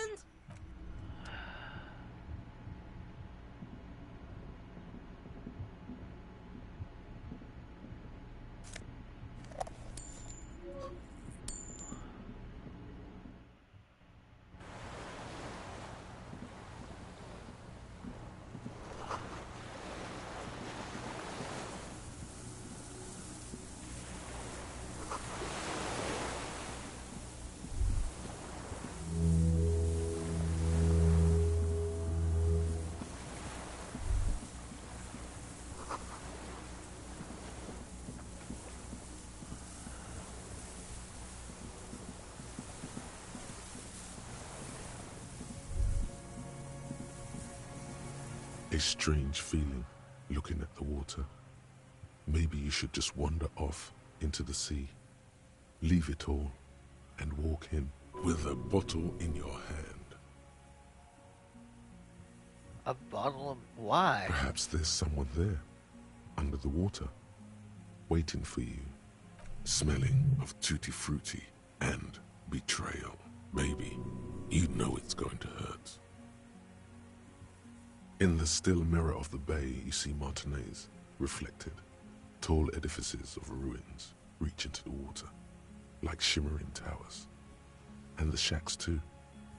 Pine trees and motor lorries, upside down. Islets and posts, like stepping stones, lead into the water in front of you. Go. Step in. It's been too long. But it's cold. Yes, cold and still. But love is warm, like the inside of her mouth. Yes, please. Oh, fuck, yes. Go there in your head. It's been days since you thought about her. A week. No, we're not starting with that. Not now. Not this time.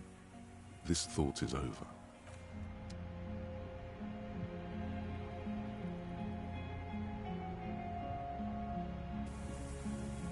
Okay, that was weird. Talk to Cuno. Smooth.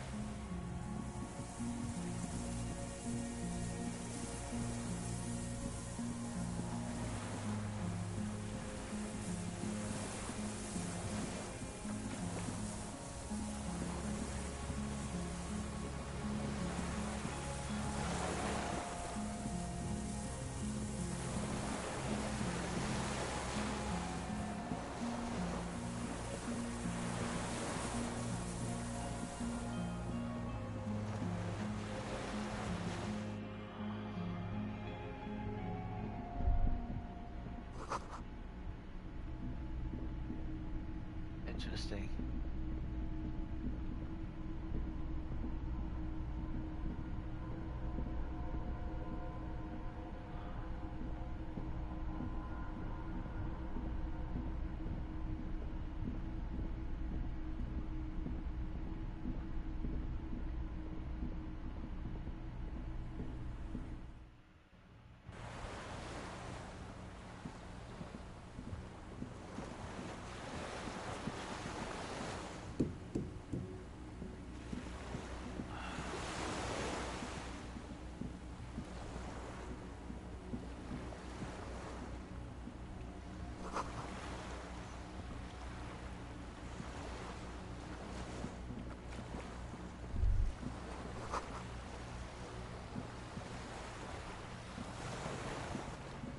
Huh.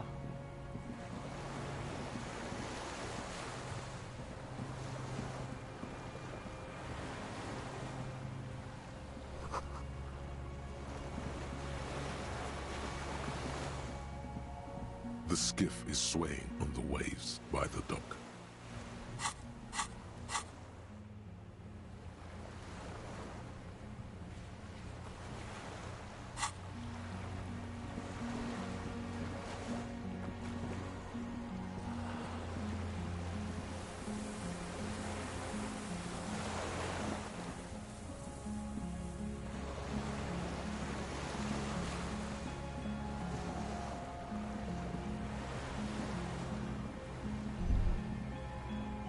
The chain trails off into the ocean, connecting the island to the supply depot on the coast. This leads to the depot and Land's End. Cool fucking chain. What do you think it was used for? Fuck does Cuno know? Cuno would use it to bring shit to the island.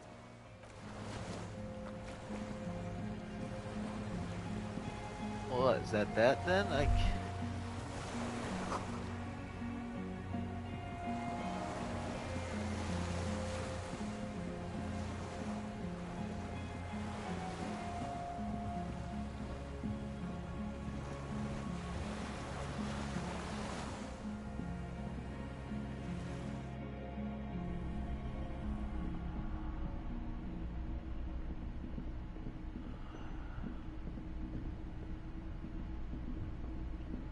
The greasy old spring mattress lies in the corner. Cool, whatever. Cuno doesn't really give a shit.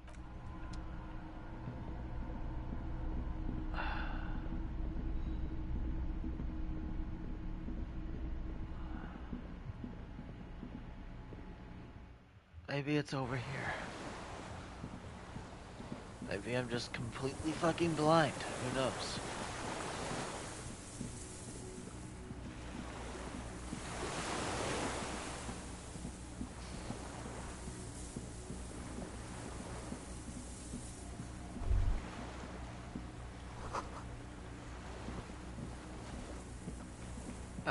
Up here.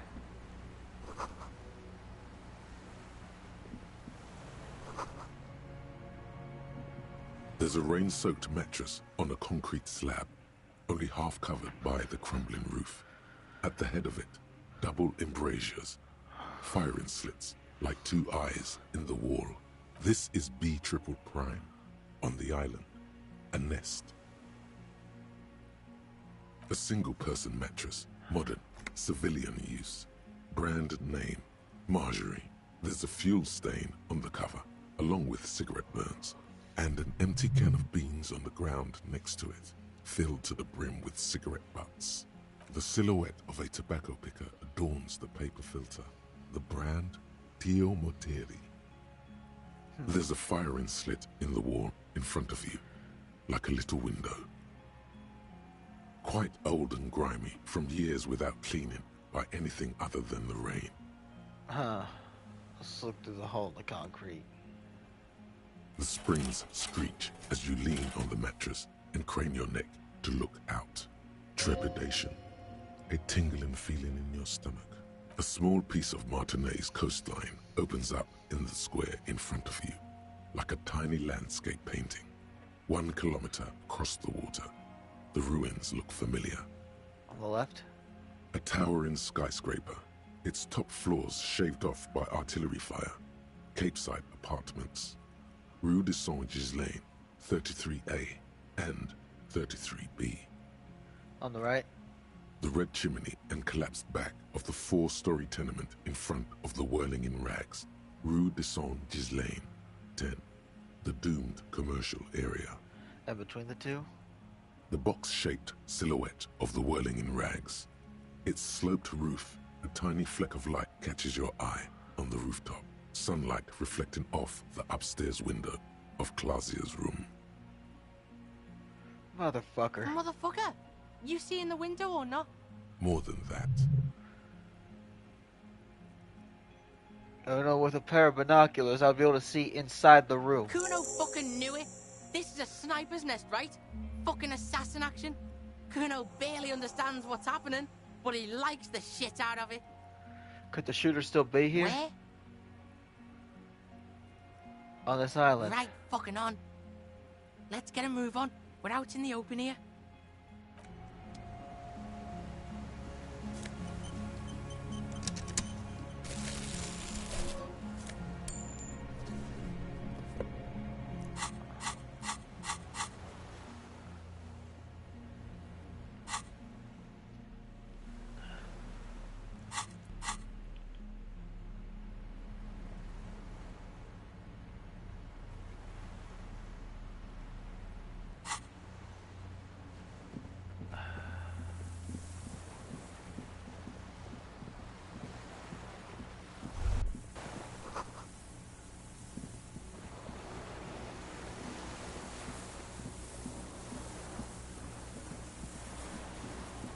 Okay.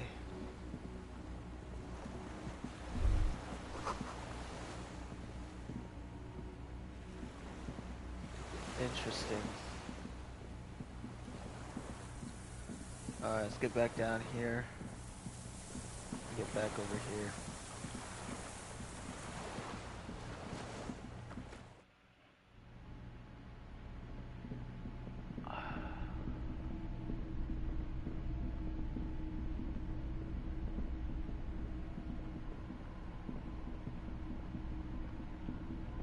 This old cylindrical generator waits with its... The boy helps you out, holding the canister up to the fuel tank as you tilt.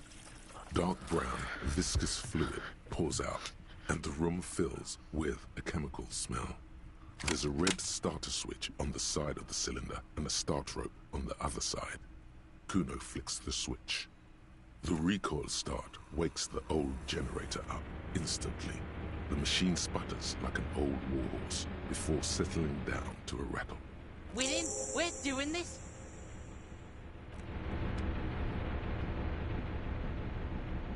Okay, next thing's up. I don't have any bullets, so I really hope this doesn't involve getting shot. A dim golden glow animates the console. Ah, shit! It's on! 10 emergency, open! The door comes screeching to a halt. Behind it, you see a hole in the concrete wall, where light shines in.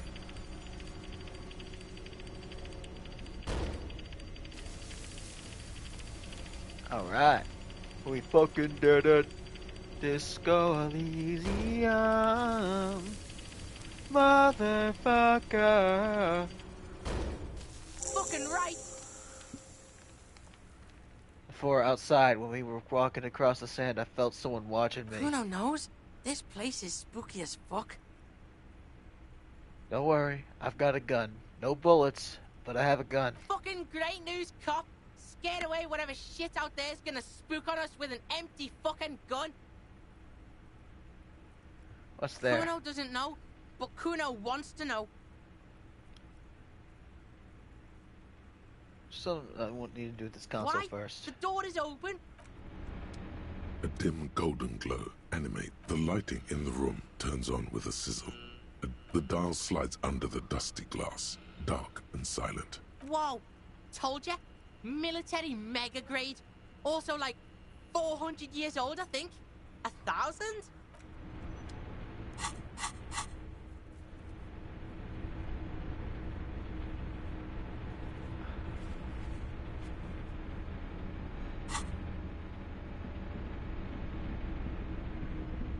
Alright, let's go.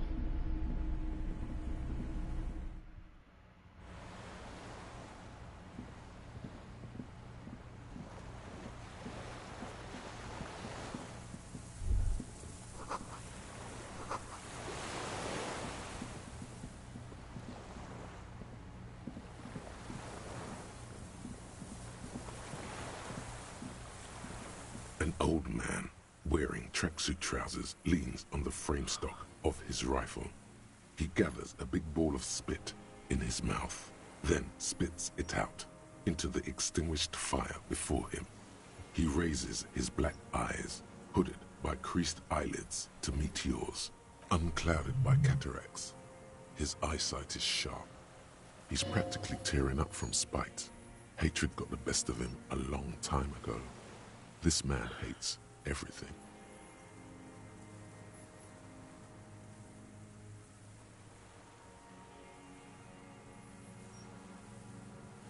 Are you the fire guy? The what now? Did you I recently? can't hear you. Did you recently tell two kids to put out their fire? Two twins? I may have. All sorts of little rats have come sniffing around, trying to give up the position. The position? Sounds like a hiding place. Fire guy. Regressive bourgeoisie henchman. Can't even talk like a grown-up. Nice gun you got there. It's not nice. It's a piece of shit. But it gets the job done. What make of rifle is that It's exactly? a 3-Angong 446. Whoa! Massive gun! It was sent to us by our brothers in the Signal commune. Military aid. It has stayed true to him. He can still make it sing.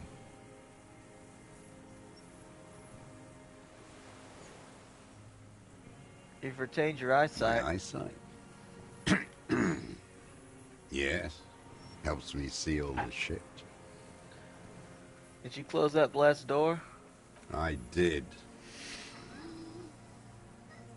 And you opened it. How? I fueled the generator, then used the console. I should have burned that console down. How did you know I was coming? Reactionary rock and roll music.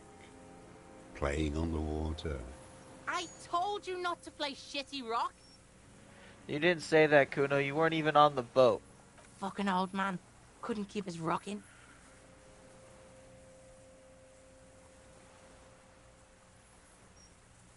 It was not rock and roll. It was sad FM. Sad FM, huh?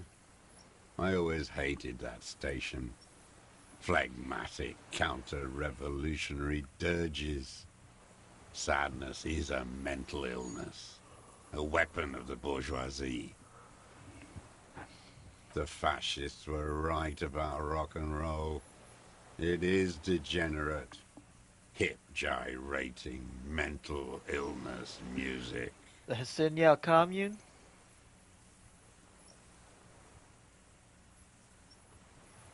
You heard me. It's good now. Like chalk wiped from the board.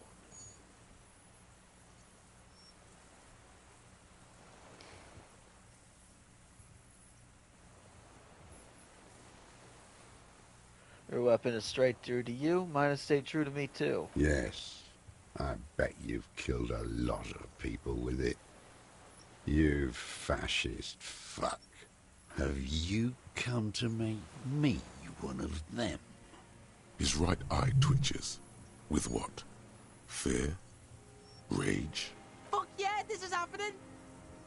Like an untrained fighter, he leans forward, back hunched, ready to spring. Sir, I need you to put that gun down so we can talk further. We're with the police. You are a glorified night watchman. This is a service rifle. I can only lay it down before an enemy commander of corresponding rank. His elbows rest on the frame stock, calmly for now. But he may still get it in his hands. Looks like he knows the weapon. I am an enemy commander of rank. Put it down. The words, "I am an enemy commander," sound cold as iron from your lungs. The old man still hugs his gun. And what rank would that be, dog? Lieutenant W. Freighter. A big wheel of the 4th Regiment of the Pederast Army. To hell with it. It's a walking stick anyway. It's out of bullets. Like an amputated limb in the sand. His gaze follows your motions. The rifle feels surprisingly light in your hand. Frame stocked and patched in places with tape and wire. Still warm from his parched hands. Not the metal. The metal is ice cold. This weapon has been modified several times. The rifle's in a shabby state, like a crutch that's seen too much travel. Hieroglyphs are embossed into the forearm, made of walnut. On the butt, you see Vespertine writing, burnt into the wood. Triangon, 4.46mm, made in Sinyao. As he said, it's a Triangon made in Sinyao. This guy smoked a lot of people with this, huh? No response from the old man. The plastic cape around his shoulders rustles in a small bout of wind. This uses jacketed ammunition, 4.46. This rifle has been patched and modified several times. Looks like old shit. The old man does not answer. He just stares in front of him. The old man keeps following your motion with his gaze. His right arm twitches suddenly. Some kind of involuntary response? Something is slightly off with his motorics. This looked very much like the murder weapon. It could be used against him to get a confession. In time. Who are you? My name is Josef Lilianovich Dross. Political Commissar of the 114th Anti-Aircraft Division of the 4th Army of the Commune of Revachol. I am a deserter, a partisan, and a prisoner of war. This is my termless surrender. Wait! Like the fucking ancient army? You're a holdover from the army of the Commune of Revachol? Yes. I am from the Insulindian Citizens Militia. Recruited from Jamrock in 07. Trained in the École de Contrôle Ariane. Consigned to emergency defense duties in 08. I left my unit on the eve of the landing. When I returned here on May 14th, the commune had fallen. Still armed and ideologically trained, I wrote a criticism of myself and resumed partisan duties. How long you been on this island? 43 years. No. I've been on other islands too. I was an resurrection until they turned it into a spa in 18. Then I was an E-48, a nameless sound, until the sea washed over it. Then I came back here. That was 22 years ago. Again, you've been hiding here for 43 years? 43 years and 10 months.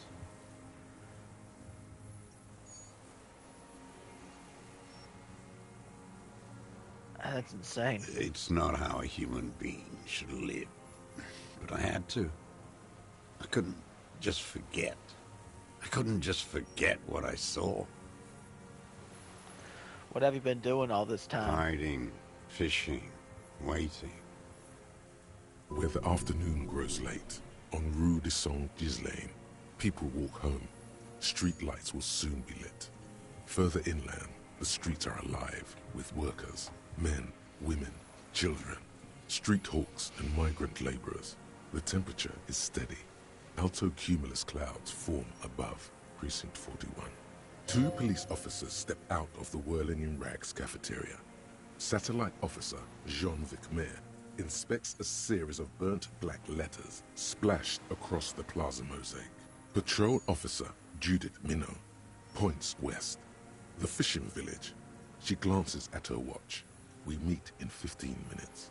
It's a 10-minute walk. The officers go, leaving behind the writing, still smoldering. One day, it says, I will return to your side. Always waiting. For what? For her to return. Her who? Girl child.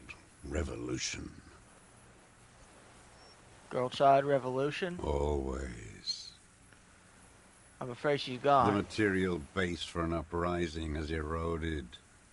The working class has betrayed mankind and themselves.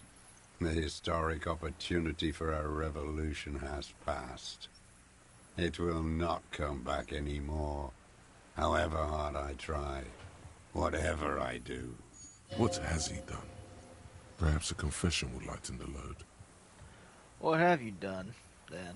I just mourn. You said you deserted your unit? I was just 16 years old. 15 when I volunteered. I had a lapse of faith. And of courage, too. Lapse of You faith? could say I misunderstood the historic role of the proletariat and thought Mazovian socioeconomics were fallible. For a second, I doubted the irreducible laws of historic materialism. A second is all it took. For what? For reaction to take hold. What's reaction? Petty bourgeois terror. It's in all men.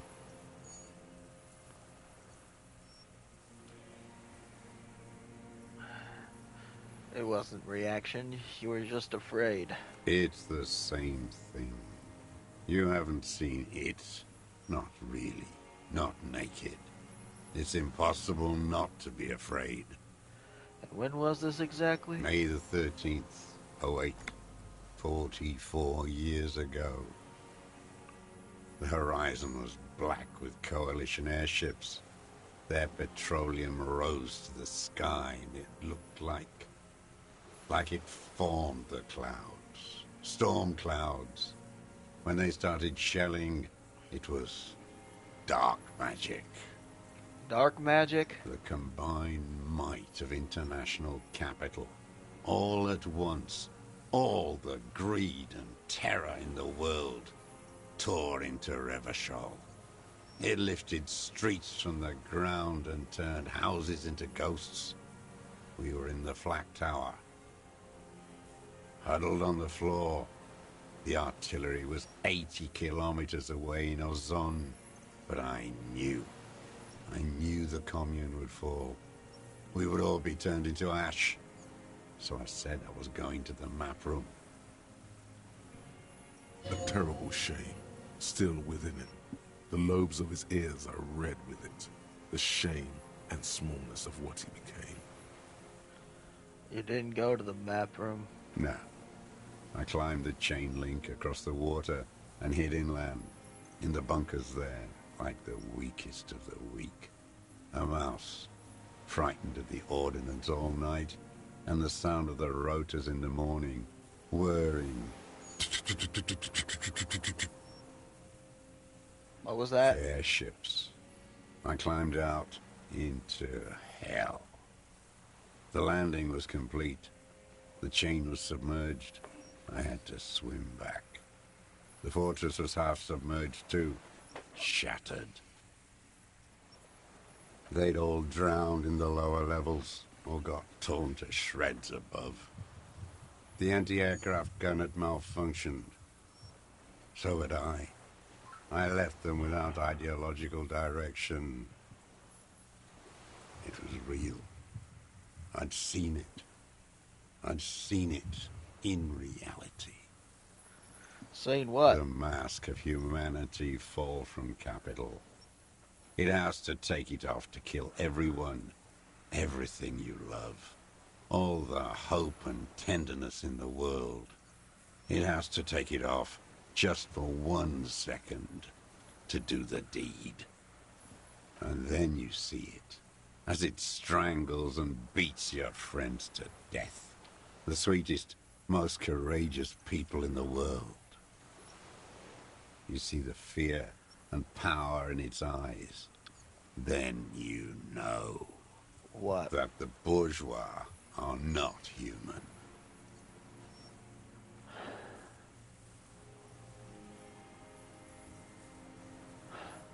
That's definitely enough now. The old man does not say more. Those black eyes of his keep piercing you as he looks to some great distance and shakes his head slowly, retreating from it. So you're a communist soldier from the communist army? No, I am not a soldier. I am an ideological officer. I belong to the party, not the army. But you said you were trained and assigned to the Defense Corps. Trained in historical materialism, then assigned as a political commissar by the party. These things used to mean something. That means you're a trained communist, right? He nods slowly, then another tremor. I'm also a communist. No, you're not. You're a liberast. No, I really am a communist. I have communist thoughts in my head. All the real communists are dead. They died fighting for communism. Are you dead? No. You're an inert lumpen with a gun. The old man spits into the fire pit. He does not say anything more. A jitter passes his lower body. The expression on his face is unreadable. There's some sort of interference there. Neurological. There's definitely something off with his body. Something more than just metabolism. I have another serious question for you. There's nothing serious in this world. It's What a have you been- farce. What have you been using this gun for? I've used it for killing people. Even the kid can smell it. Killing people? Like straight offing them? It's a gun. That's what they're for. You want a moralist euphemism? Defending your family and your property. I haven't done that. I've used it to kill people. You mean like lately? After the war? There is no after the war. Class war is never over. This is it. You can feel it, like battery acid on the tip of your tongue. Something you haven't felt in a while. But what? This is what you live for. This is the shit. The great serotonin jackpot. The solution. Go in straight. No euphemisms. He doesn't like those. No. Be careful now. Slow and steady does it. Make him repeat it first. Don't mess this up. Remember, he wants to tell you. Get personal. So you're saying you killed people after active fighting stopped? What did I just say? What did I just tell you? Don't drop the ball now.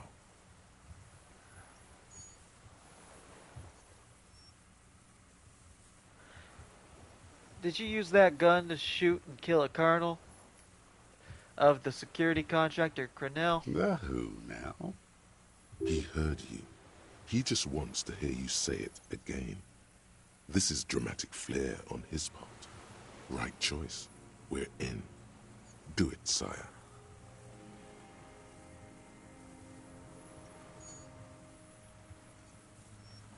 You know who I mean. The worm there. In the monster armor. An ugly piece of work, that boy. Did you kill him? Fucking tell this cop. I am a son of a welder and an officer of the commune of Revachol. I do not collaborate with murderers and pederasts of the liberal regime. A drop of blood in the saliva. Exhaust him with proof. Pile it all on him. Get a confession. The gun. The murder weapon is the perfect opener. The scent of blood in the air. But what else? There was something you can't remember.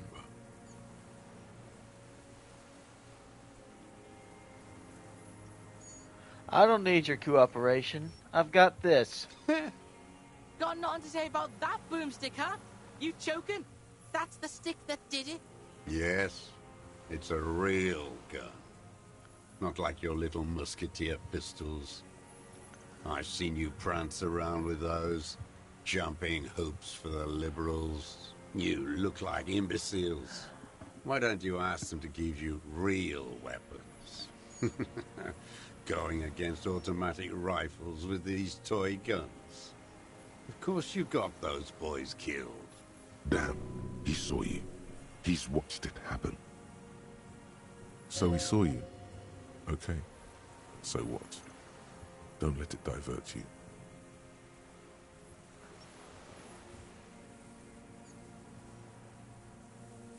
Stop squirming. I have the murder weapon. You let them all die. Pranced around. Let your little friend be shot too. I didn't get a good look at that. Tell me, did he bleed out? Shut up, I'm calling it. I have the murder weapon. Who are you trying to prove this to, huh? Your friend? He's not here.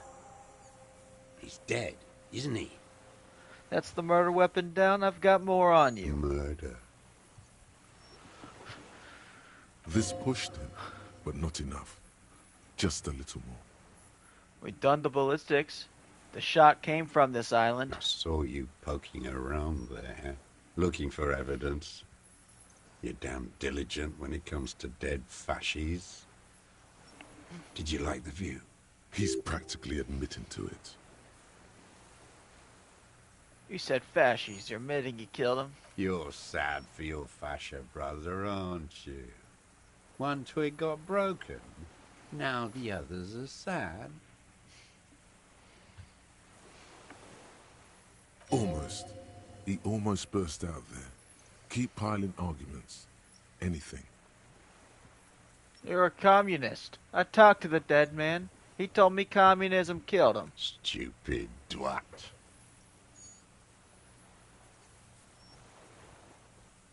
You fucked with the wrong police officer. I have paranatural abilities. Nature does not behave in a paranatural manner. Aberrant bourgeois musings, magic earl creatures, and esoteric sensations. It's all crypto-fascism. Your brain is rotting from the radio waves. You too, they're twisting you. Whatever, man. Yeah, this just did nothing. But still, somehow you knew it was a communist. How? Perhaps you suspected it before you took the case. But this did nothing. Was it supposed to? I will look deeper The then. inland sea is dark, vast, and on the surface, meaningless. Standing there, slack-jawed, brain festering. Come on, what am I forgetting? Wait, here it comes. The goddamn Maybells. The dried Maybells on Clausia's roof. Oh, yes. There were Maybells in the grass when you got here. They're revolutionary symbols from the war. Nowhere else, nowhere in all of Martinaise have you seen them this spring. Wait, don't forget the footprints. The diagonal prints in the dust in the secret space behind Clausia's bedroom. Now, they're gonna come up. Of course, thank you, Head. Thank you. You got it. Remember, the boot prints were like no modern soul. Maybe don't beat yourself anymore, though. You're not immortal.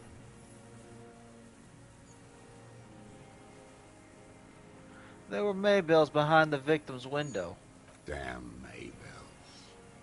The whole island is turning white with them. He seems tender suddenly. Nostalgic even. So many this year, too.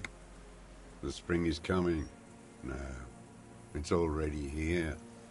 Wash the filth away.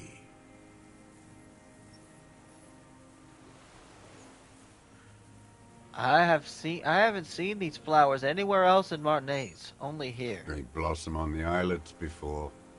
We fertilize them with our blood. Resurrection was snow white in May, before they ruined it. South, the Bay of Martinaise is dotted with little freckles of islets, turning green, with white flowers in white snow. The coast, too, before they piled their containers on top of it, filled with broken, useless trash for fat-fingered bourgeois children to play with. Bet you've been sneaking around a lot. hidden. Know any secret paths? Cuno knows paths. I may. A young woman called Claja, ringing in bales. These dried flowers were found behind her window. Classier. You know her, right? She had intimate relations with the victim, the mercenary. With the victim. There is a small tremble. Looks like a smile. A crooked smile. Yet isn't quite voluntary.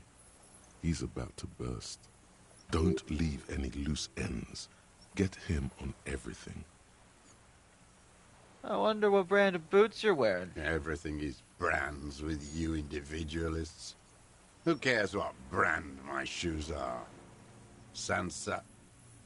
Show me the Some soles of your shit. shoes, please. Show me the soles of your shoes, please. Fucking imbecile. The maker is called Sansarique, and the size is 42 to 44. Wait.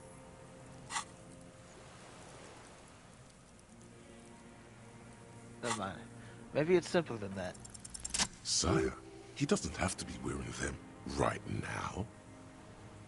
People change shoes. It doesn't mean you weren't there. Near the room the victim died in, sneaking around. Racking those brains, are you? Desperate to report something back to your masters? They must have really loved that dead fuck. The kid gives you a quick sideways glance and nods to acknowledge. The prints were his. You can see it in those eyes. He can't keep them from flickering, looking for something. The old man stares at his own prints in the ash around the fire. Silent suddenly, some strange process within him. A gush of wind. Seagulls in the distance. You know who he was. A coalition-trained murderer. Armored and armed. He wasn't human. The blunt end of a hammer. Dripping with blood.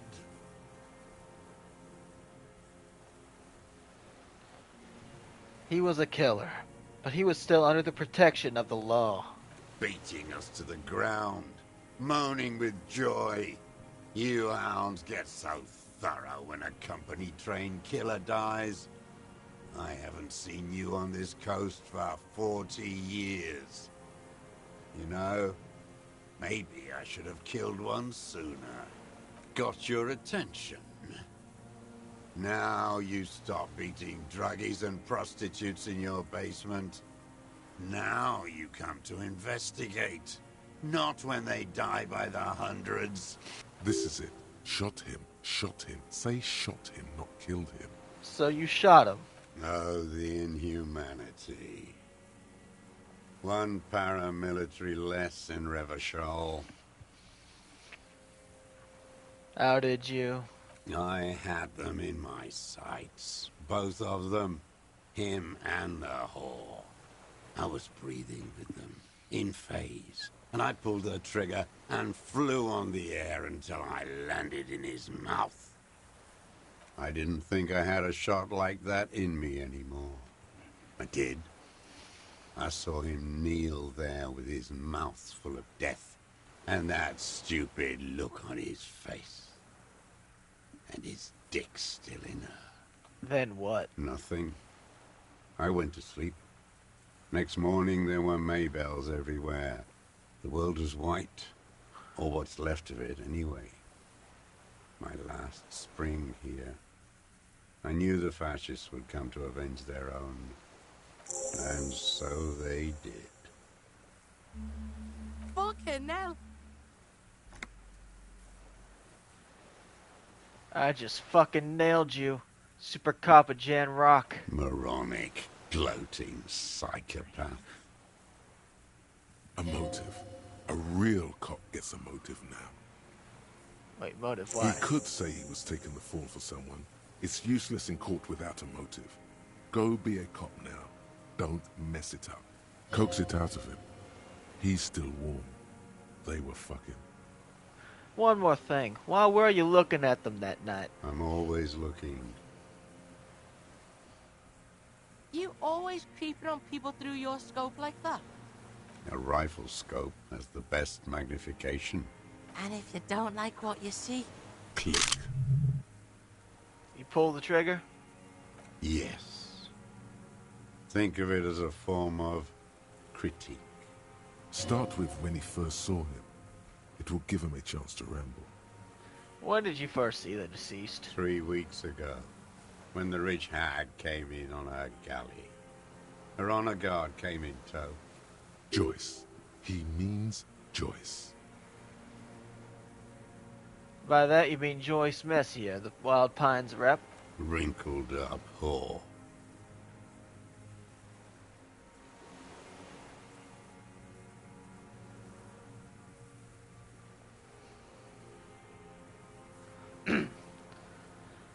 Moving on. The victim arrived some time after her. They moved into a deserted apartment above the roundabout. Radio equipment out for all to see. Reactionary radio playing, sloppy and drunk. I've seen their kind during the landing. Those Occidental and masked phalangs weren't conscripts. Boys like us.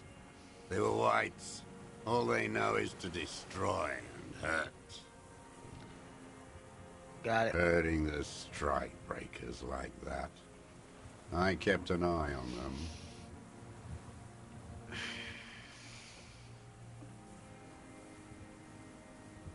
What specifically did you not like about what you saw the night of the murder? Them. Fucking. I didn't like that. So you were jealous? Jealousy is a reactionary concept. I didn't like the Reaver enjoying himself. Drugged out, soothed in the arms of a young woman. I wanted him to die so he could not enjoy life anymore. And I wanted to see his head explode. That too. She should know better than to hold a child murderer between her thighs. I knew he'd be there for one more second. Writhing. That's all it takes for the bullet to reach his head.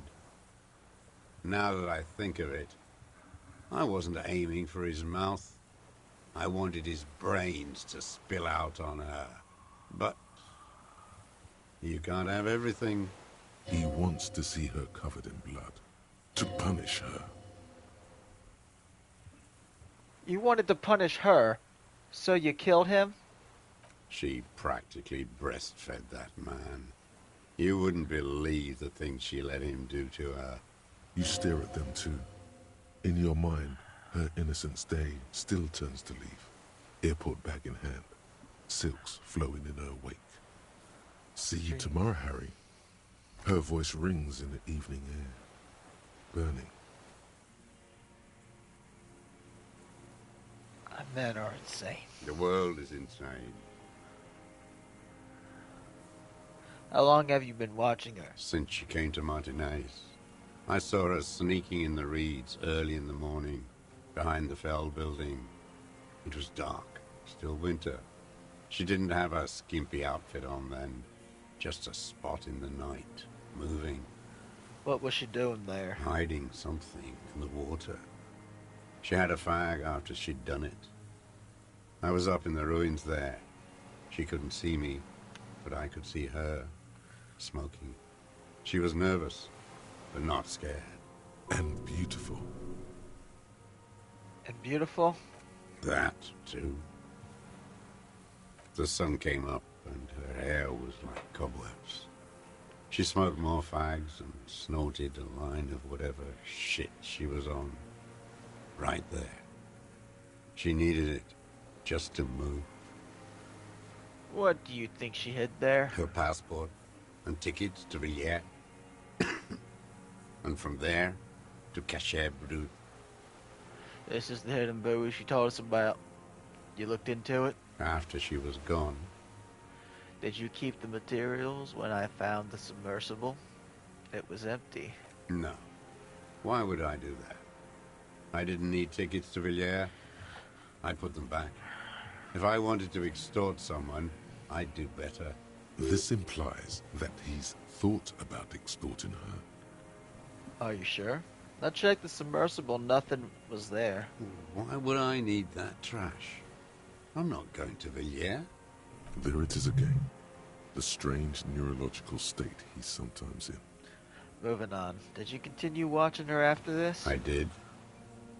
She had a face like an archipelago with those birthmarks, and a body hard and lean and bruised all over, black and yellow. I could see she's taken a beating. I could see who she was, too. A spook, on the run.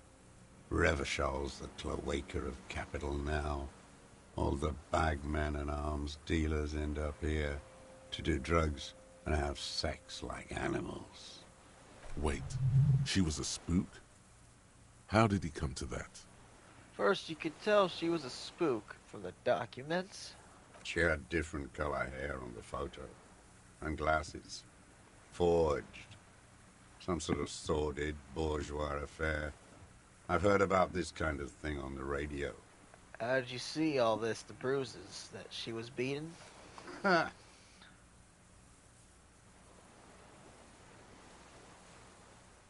How does he know those minute details about her body? It quickly comes to you. The bruises on her body, any chance you've seen them through a hole in the wall? Oh, yes.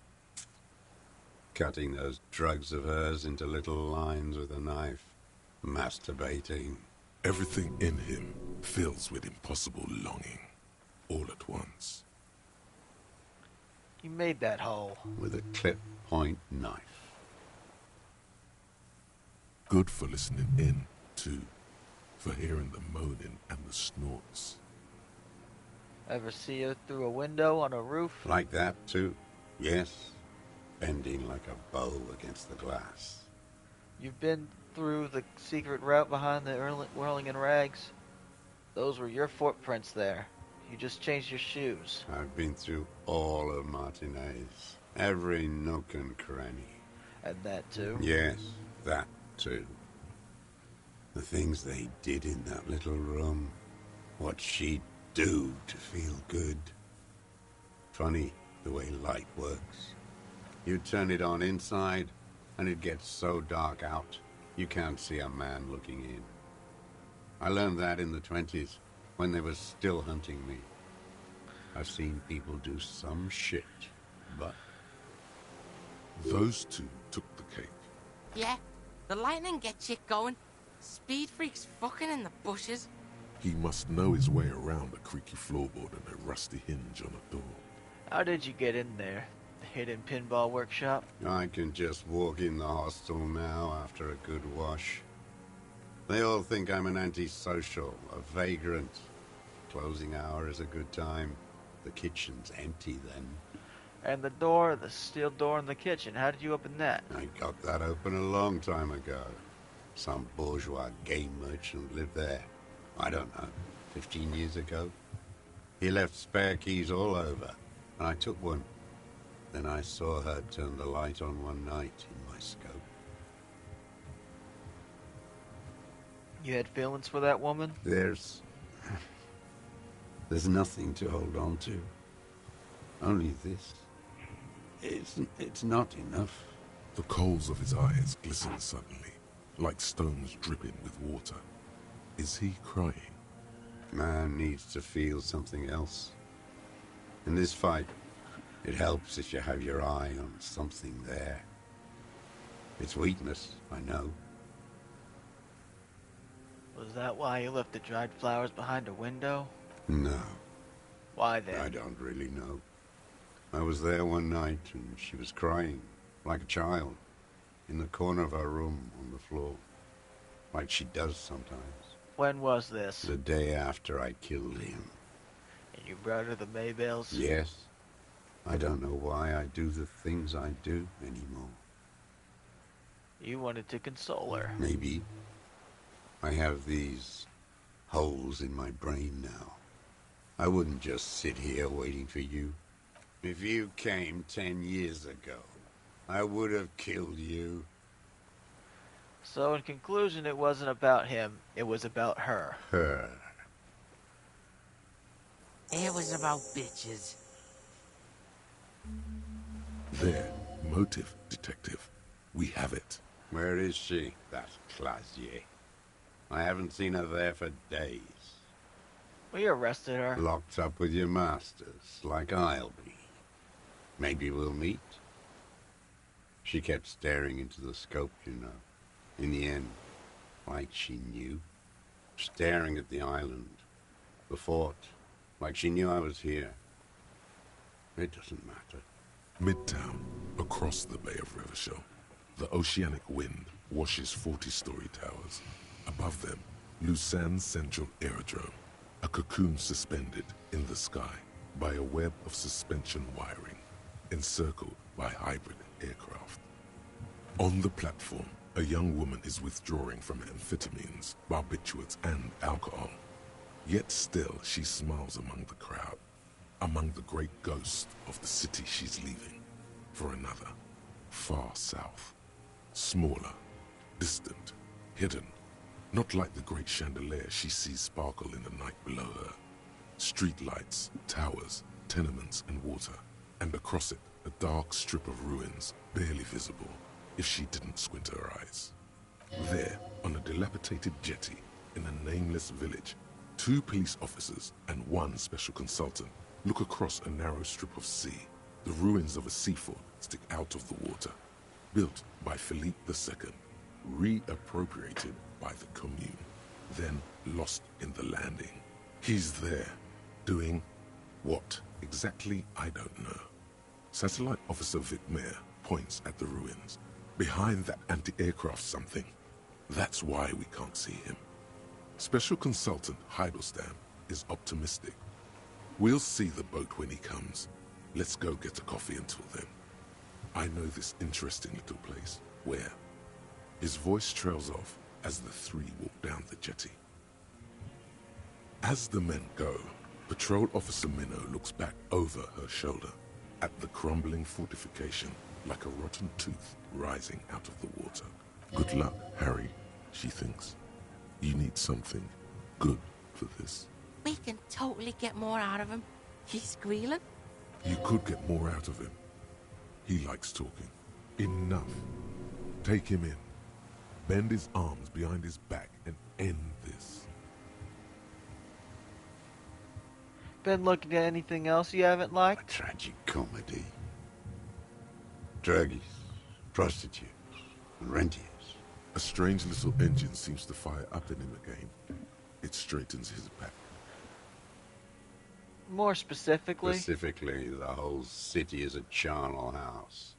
Stripped clean and draped in neon. But Martinez is the worst. How come? Because of the racists. Everyone is a racist in Martinez. It's their favorite thing to do in the whole world. Listening to race-themed radio shows. In the ruins, in their lorries. Pumped full of steroids and Radio Revachol 92. Race this, race that. It's all sanctioned by that Social Democratic Union and the farce of a Social Democrat who runs it. Mr. Clare? Yes. The fly larva in his container. He let some nihilistic advertising yuppies erect a statue of Philippe III, a syphilitic murderer, on the town square, to spit on the working class. Anything more? Not since the serfs of ancient Pericarnassus has history produced a more inert social class than the Martinez proletariat. The rest of Revachol at least pretends to rebuild. These people still live in ruins. In tents, like animals. Like those boom-boom morons on the ice. A pity they didn't drown in that tent of theirs. That's all? The worst of them is the blood-drenched Sucrion on her yacht, licking her lips. The old whore's gone now. Her gun-toting porcelain men are dead. So, actually, no. The worst is that old cop parading around in his uniform, throwing balls all day. It's not enough that the racists and liberals are dancing on our graves. The old loyalist ghouls still parade the ruins too. Every morning he's there, while the parasites he fought to protect are off in Ozon, or Quayamoran, or some other island they built their palaces on, feeding on drugs and having sex with their own children. Okay, then. That's all the rich really want. Sex with their own children. Throughout history, even the royal bloodline of the suzerain, it's all just an excuse for them to have sordid sex. At least that old cunt, Frisell, is now dead. I have some questions about We this. did good when we pushed him under the horse car. Until, in the 30s, those disco whores.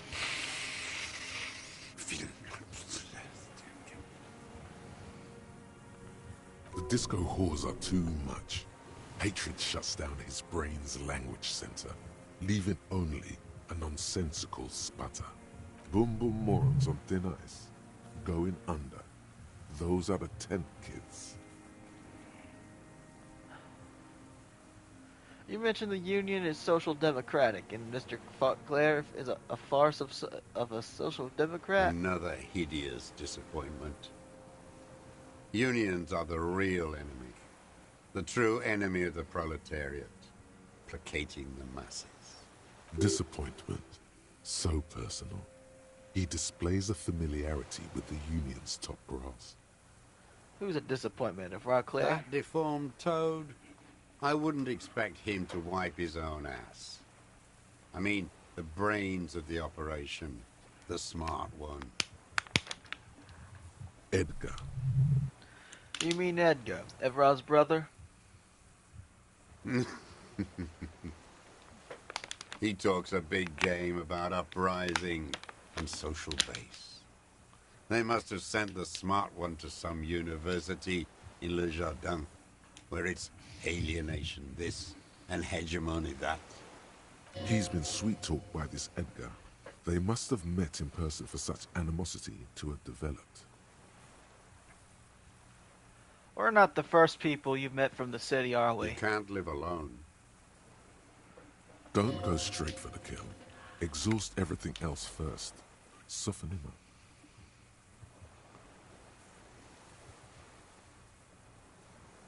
Have you approached them? I haven't approached anyone. I hid.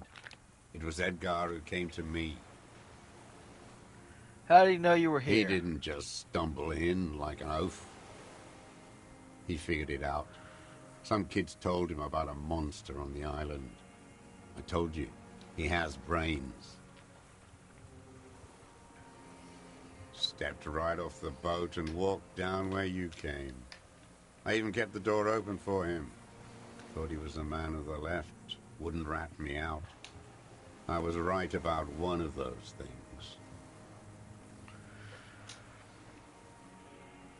When was this? 20 years ago. Neither of them could walk now, could they? They were less fat then. What did you talk about? Edgar did the talking. Paid his respects like I were a fossil in a uniform. Offered platitudes about the struggle. Flaunted his pink degree. Even quoted Mazov. Never trust a social democrat who quotes Mazov. Oh, and charity, too. They love their charity. Offered me blankets and social housing. I still have the gas cooker he brought. And he let you live here? Or let you be here? Let me be here? The ZOC is an unlawful successor of the Commune of Revachol. We took this fortification from the Loyalists. Even the Clares understand this. They let him be here. Understanding was a courtesy. But why such a courtesy? Mr. Dross, did you kill the criminal mercenary for the Clares to incite a riot? You know why I killed that fucker, Dwat. As to Edgar, I'm not doing anything for that swine again. Again, what have you done for him before? Tried teaching him some Marsovian socioeconomics. They didn't stick. We parted ways.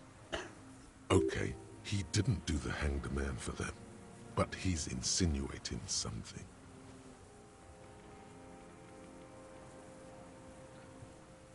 The boom boom boom morons on the ice. They were boom boom imbeciles. At least they're not there anymore. What more is there to say? They're duped by bourgeois culture. I've seen that kind pop up, like worms after the rain. What more is there to say? You've always got something to say. I'll let them in the church. The boom boom is now in the church. I saw you. Serves that pigsty right to have them in there. Ghoulish sarcophagus. The ecclesiastes are all pedophiles.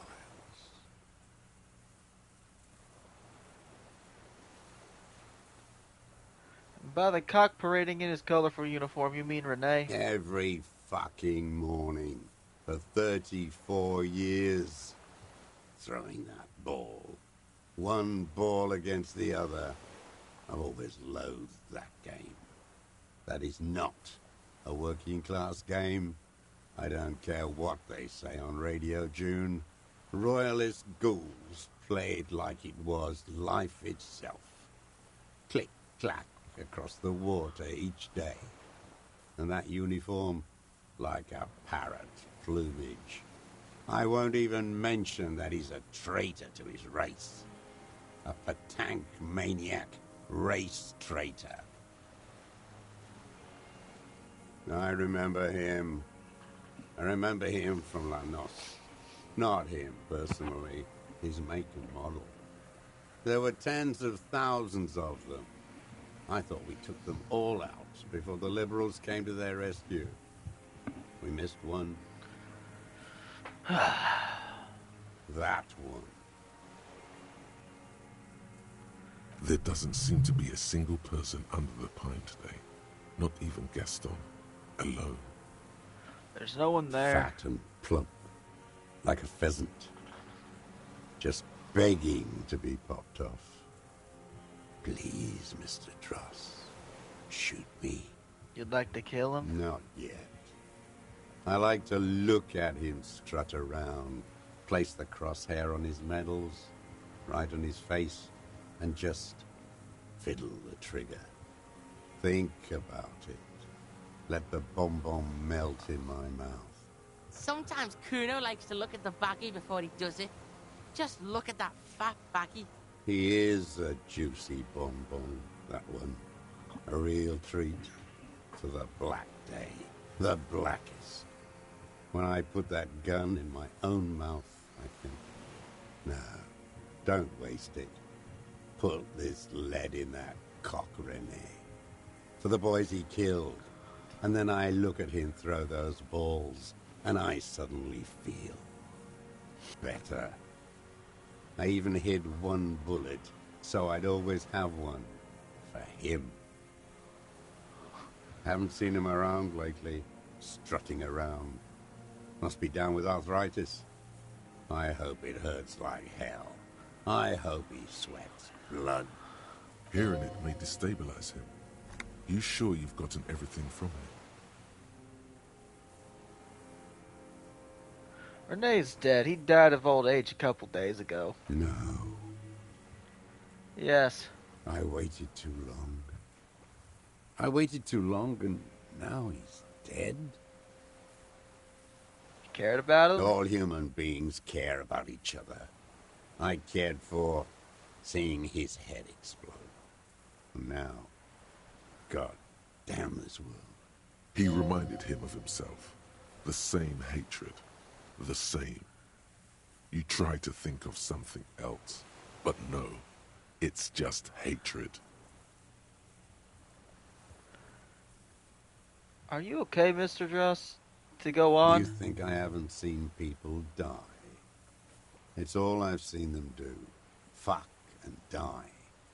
All the other plans we had. To love. To colonize the Pale. It's all fucked. He's not okay. This is just another black day in a row of black days. Disco. Something strange is keeping him together, making him endure.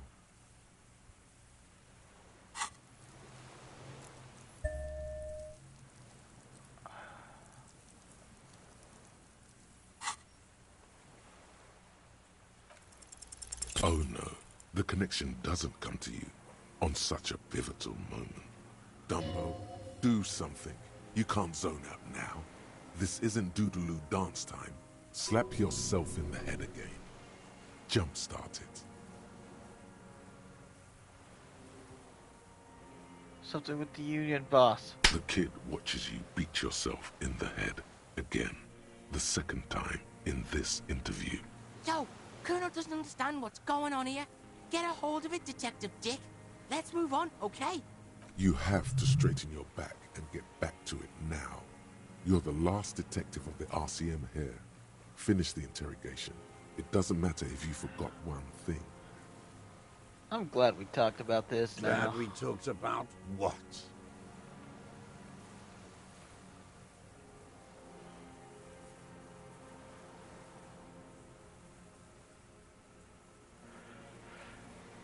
As awful Livage Dross, you're under arrest for the murder of Colonel Cardinal here in Martinez. What?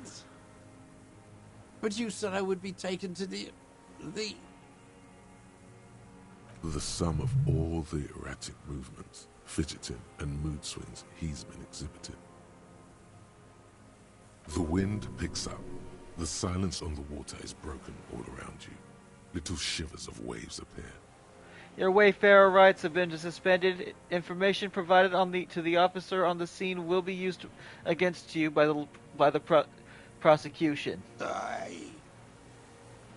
You will be provided legal counsel within 1 week and must face court in 44 days. Do you understand? Do you understand, sir? No, I don't want to. I have to stay here. He's sweating. Beads are forming on his forehead. Pupils are dilated too. Eyes getting blacker and blacker. We don't need your permission. We do need to talk about that boat, though. How are we gonna take him? Wait. There it is again. To your north, as it has been since you came to the coast. The reeds whisper, stalks rubbing against each other. But then, in the middle of it, what? Something completely different. It sounds like a bow, very slowly being drawn against the strings of a violin. A very small violin, made of reeds and rushes. Maybe there is room for 3 on the boat? Shush, Cuno, do you hear that? What? What a farce. What are you talking about? Is this really us? Your skin crawls.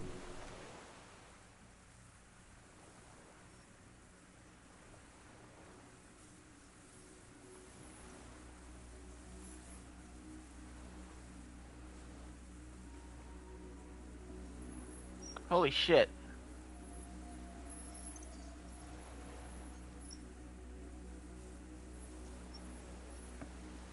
A delicate tangle of arms and legs unfolds from the reeds, limb by limb, to then just stand there, moving its scythe-like arms in ghostly silence. It's still there, an unfolding mechanism of reed-like chitin, hovering in place. What is that? What are you talking about? The giant stick insect. There's nothing there. The stick insect is over 3 meters tall. It looks straight at you with its tiny pinprick eyes and its grotesquely small head. You feel your legs shaking under you and your gun hand move to your holster to grab the gun. There is. I see it. Tell me what you see, damn it. I can't make out one small thing in the reeds. Cuno, can you see it? Yeah, I can fucking see it. Thank God. If he can see, then maybe you're not insane. It's really there, spinning slowly, in absolute silence. its limbs long and slender. Be very careful.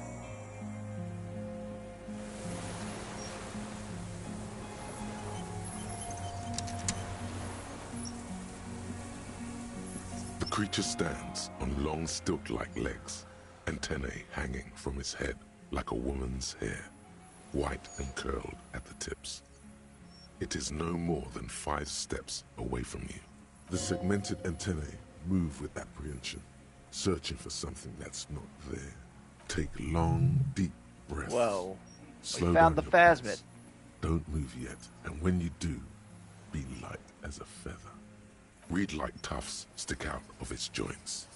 As the insect moves its forearms, it produces a faint hiss, like a reel-to-reel machine spinning after the tape breaks. The hiss is different from the strings you heard before. It says something else in a lower pitch.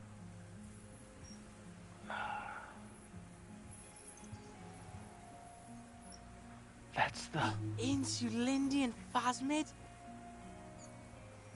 Cuno, do you have a camera or something? Yeah. I don't have a camera. That sucks about Cuno. Cuno can't believe how lame he is without the camera right now. Should have stolen one. A real cop would have one. He not as much as glances at the gigantic insect to his right. Nor does it look at him. Its antennae take their measure of the air, slowly, searching for something. You.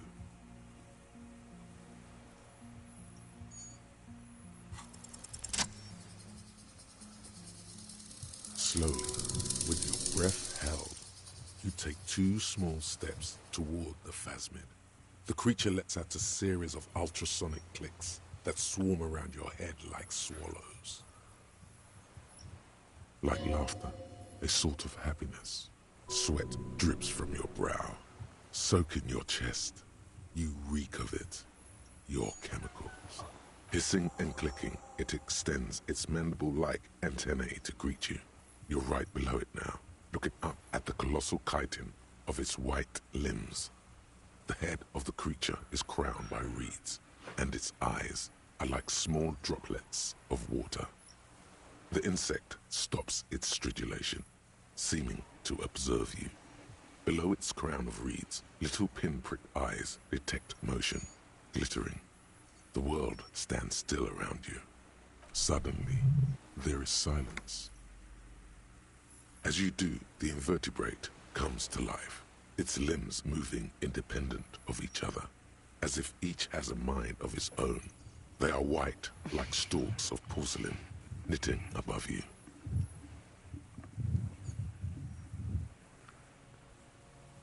All hail the phasmid!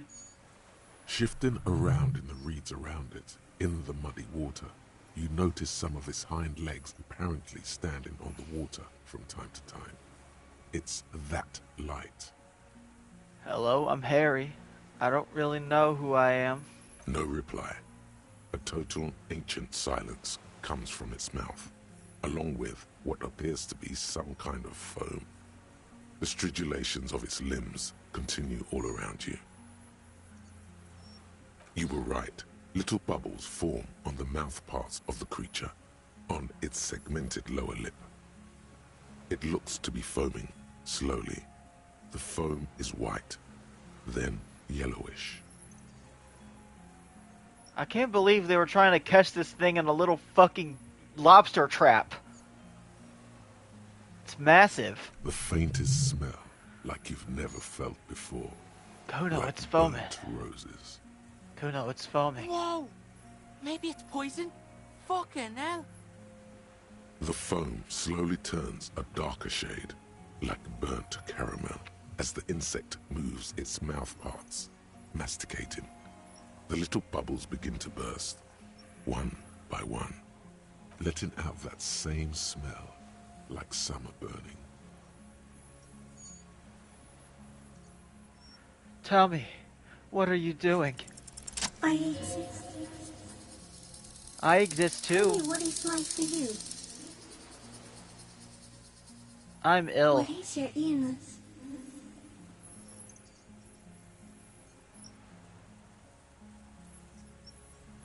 In my heart, for me it's sadness. Input after For input. me, it is not like that. I have states, not emotions. For example, I experience excitement at unexpected sugar rewards. But that is not important. Now I will tell you how it is for me. For me, it is a series of half-lit images, a kind of darkness, being intruded upon, transient, dim, moist. I intruded upon by what? Shapes of plants and animals, and internal sensations, a swarm of sounds, tiny vibrations on the inside of my forearms. All speak of complexities totally beyond my understanding. I am at the end of a narrow funnel, weightless, so light, it only feels like something to be me. In truth, perhaps I'm nothing. I certainly do not have a soul, and if I did, it would never ache.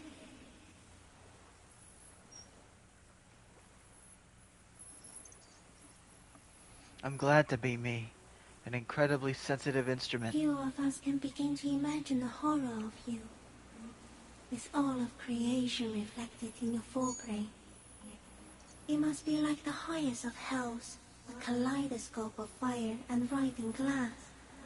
Eternal damnation, even when you're sleeping.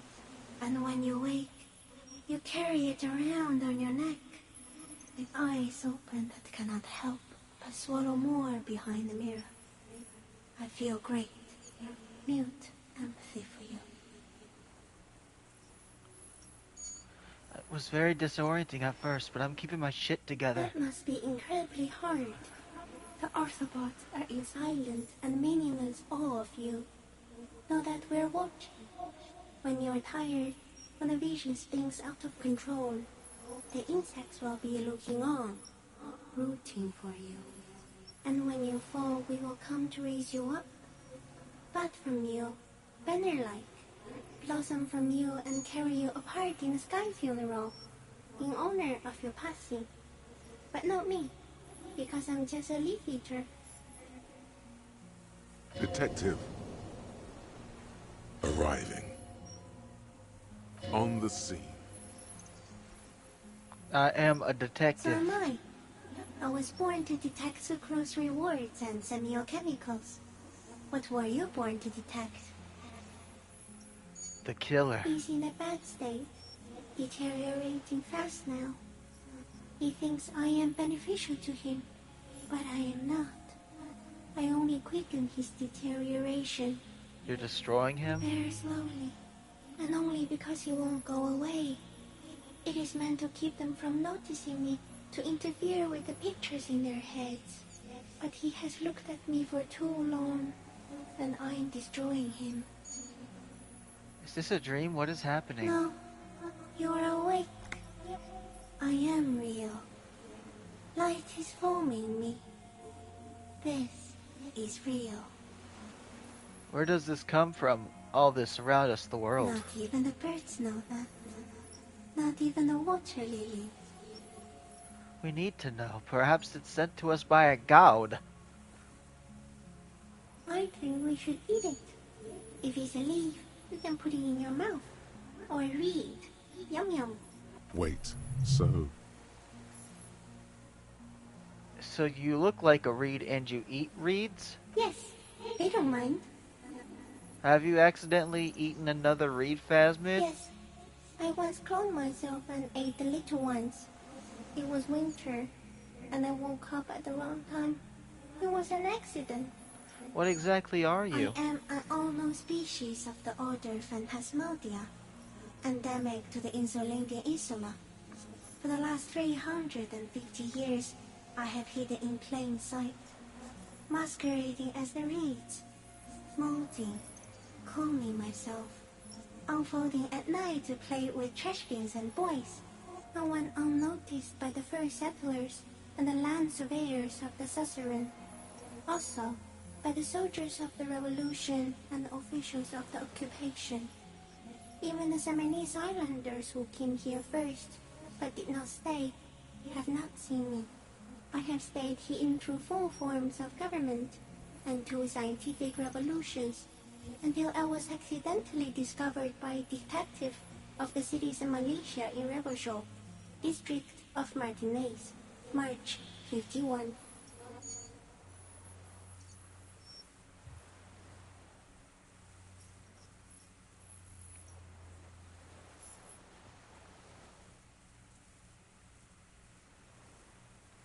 That's insane. No, you are. The moral of our encounter is, I am a relatively medium life form, while it is you who are a total extreme madness. A volatile simian nerve system, ominously new to the planet. The Pale too came with you. No one remembers it before you. The Nidarians do not. The radially symmetrics do not. There is an almost unanimous agreement between the birds and the plants that you are going to destroy us all. Wait, what is the Pale? It is a nervous shadow cast into the world by you, eating away at reality. A great, unnatural territory. Its advent coincides with the arrival of the human mind. I don't have that kind of power. You're a violent and irrepressible miracle. The vacuum of cosmos and the stars burning in it are afraid of you. Give me enough time, you will wipe us all out and replace us with nothing. Just by accident. How? We suspect it will be something like the oxygen holocaust that wiped out anaerobic life 2.6 billion years ago, when organisms first started breathing. Only much worse. Worse how? Everything your eyes touch goes back there, behind the nose mirror. What if you blink? Are we still here? Please don't blink. What if you misplace us all one day, or just forget? Please, do not do that again. But I want to blink and undo 12 years of matter expansion. Simian Butcher. Soon, one of you will close your eyes and open them to see that none of this ever existed. Cuno, am I having a violent epileptic seizure? Doesn't look like you're spazzing out. Cuno knows all about seizures. What does it look like? Just staring at the giant insect. I think I'm having a vision about the final fate of mankind. Cool. So's Cuno. Cuno's also having a vision of a giant insect. And it's real. Back off before it eats you. I have no more to say. I have to say goodbye now. I have no more thoughts. That was all. No, there is one more. Of all creatures I've met, you are the kindest. Thank you. I also have one more thing to say to you. That woman, turn from the ruin. Turn and go forward. Do it for the working class. What woman? You cannot lie to me. Behind you, it smells of fires. So awfully far you were prepared to go in her presence. And it. I will. She was middle class. It doesn't take a 3-meter stick insect to tell you that. As you're turning away, the phasmid mirrors your movements, stepping on the water, the long limbs carrying its feather weight without breaking its surface.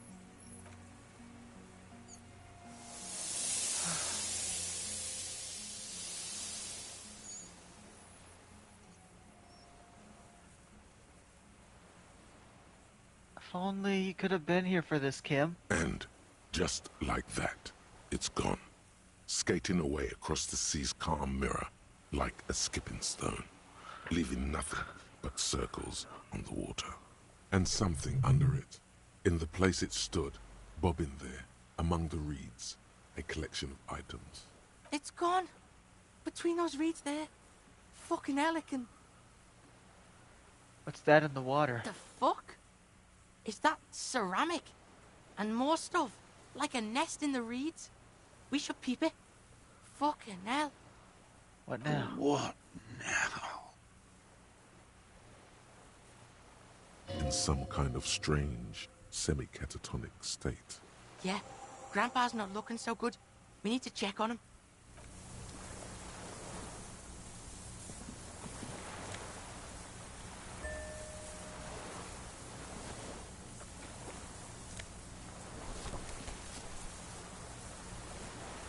He did steal it.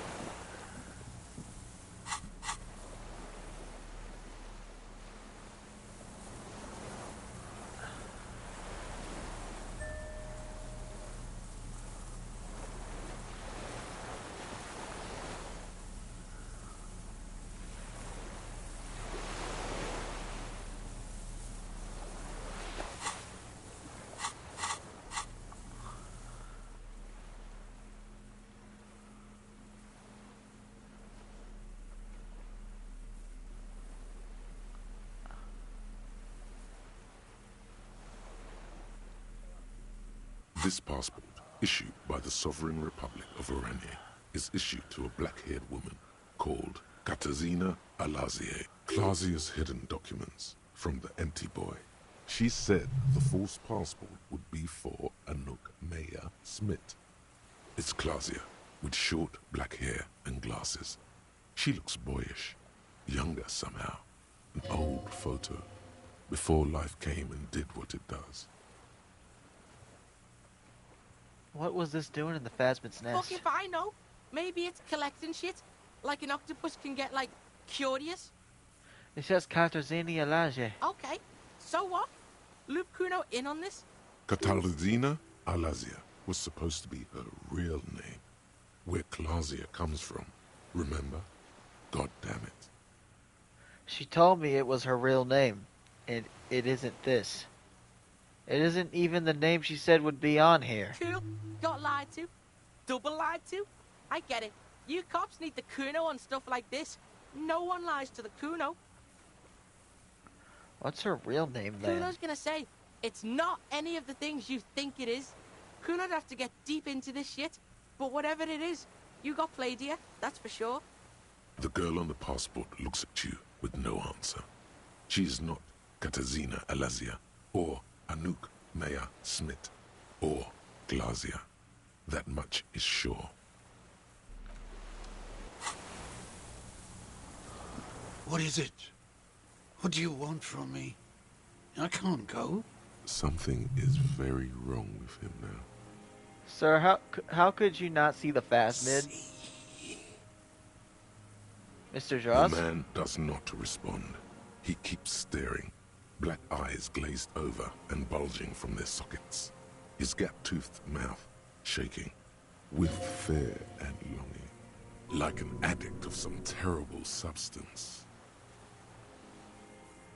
A light shiver passes him, followed by nothing. His hands are trembling, and he breathes slowly. The boy waves his hand in front of the old man's face. The trembling mouth appears to sigh. There's no other response. Yeah, this fried him. We gotta bring him to a doctor. Good news, this solves our boat and Piggy's problem. He's not going anywhere. He's trapped here. Found some things in the Phasmid's nest, Mr. Joss. He stares into the reeds. Your words don't stir anything in him. Perhaps you should. Nothing. Just dull staring. Not even rage left, wherever he is. I can't believe that helmet, man. I kicked it into the fucking ocean, and it washed up here. Oh, do you think the Phasmid brought it here? Alright. No reaction. His breathing is slow, and he appears very old all of a sudden. Around 80. This is an old man, at last. No longer a tin soldier, but the broken down remains of a man. I lost. You lost it, Mr. Joss? He turns his eyes to the reeds again, as he's done so many times. Beige and white stripes. Hey, you took the shot, bang, and got rid of the evidence. Bug brought it back. Sounds about right. Silence. Not even a sigh. You've gotten all you will out of this poor being. I'm gonna let you rest now, Mr. Joss. The plastic cape flaps around his face in a gust of wind. His back is slouched and his mouth open. The blacks of his eyes are receding. His pupils are returning to normal. The strength is all gone out of him. Just frail old bones in a sack of tracksuit trousers and a windbreaker. What happened to you, Mr. Dross? He's old and fried. Cuno's seen this, like, after a massive bender. Cuno's dad. I think it's the phasmid. Yeah, and then there's that shit. Gramps couldn't take it. It was too much. There's much more. Remember what it said when it spoke. He couldn't see it, Cuno. I talked to the phasmid. It said it's destroying him. Talked, huh? You sure it didn't have a strange effect on you? You looked like hypnotized. Maybe. Anyway, it's only trying to remain unseen. The degradation is a side effect. Yeah, man, I don't know. I don't know what degradation means. And I don't know about getting close to it like that. And staring at it for 5 minutes. You're one crazy cop. He couldn't see it, Cuno. It's just the reeds for him. How? Like, it's pretty fucking huge. How? No response. Maybe this is how the phasmid had stayed hidden all these years. Then how the fuck did we see it? Oh wait, the longer it's there, like it needs time to sink in, and if you spend time with it. You forget it's there? Yo, you ever seen a giant fucking insect?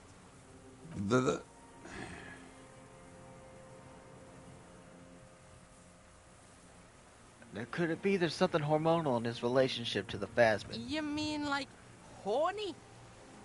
Yes, he seemed a little off for a man of his age. I mean, he was pairing on that Clausier party lady weirdly hard.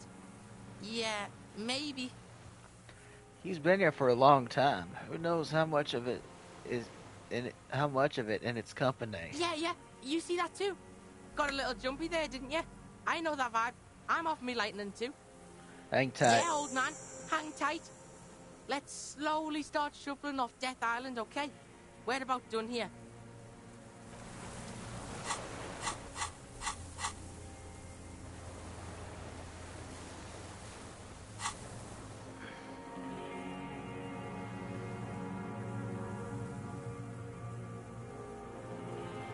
Wow.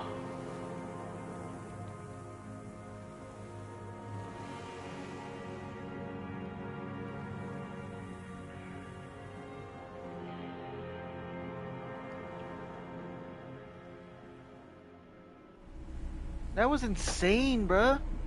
It's 4:04 in the morning, bruh. I can't hardly believe the shit I just saw. Now I need to go up here.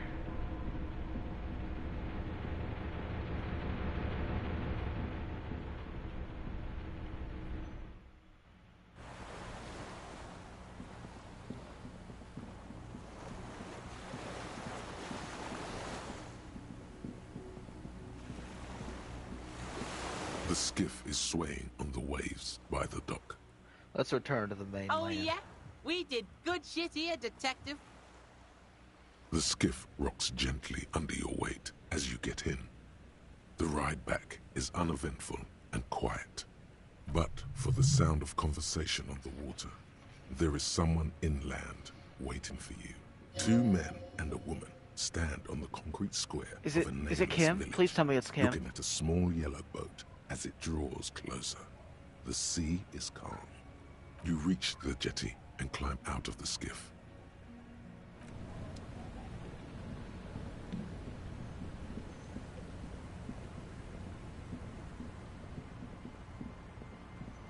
Look what the tide brought him.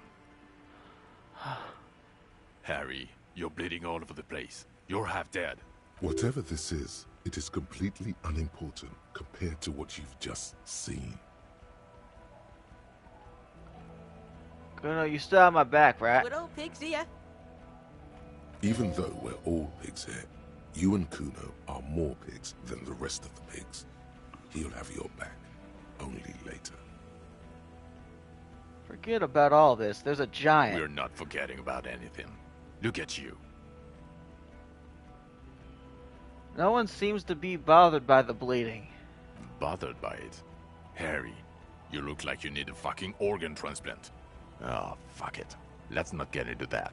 Who are you people? Hello, I'm Trent Heidelstein. I believe we've met on several occasions. I'm your goddamn partner, Jean-Vic Comar, and this is your special task force. Or what's left of it. Special Consultant Trent Heidelstein, Battle Officer Judith Minot. Hi. We've come to scrape what's left of you off the pavement. The kid's about to say he's Cuno. Task Force! Cool? On the Cuno? We just came from the fucking island? Listen, Cuno. Harry and I are old friends, from way back. Mind letting us have a moment? Won't be long. I just need to talk to Harry about some of the things I think he's done wrong lately. Good luck with that. Sounds like you're in some shit. What is this about? Harry, we want to help you. Trent, I believe this is where you come in? This is the horse-faced woman. I don't know why you named her that, but it was beyond idiotic. You should never address her using those words again. I don't quite know what I'm doing here. I was asked to participate as an expert. I think I need to manage your expectations a little. I'm at best an enthusiast in cognitive science. My background is in something else entirely. I engage in neurology on a merely theoretical level. In fact, I should probably get going. No, Trent, it's too late. You're part of this shit now. What have you got to say for yourself, shit kid? What does he have to say for himself? He left you to catch the bullets.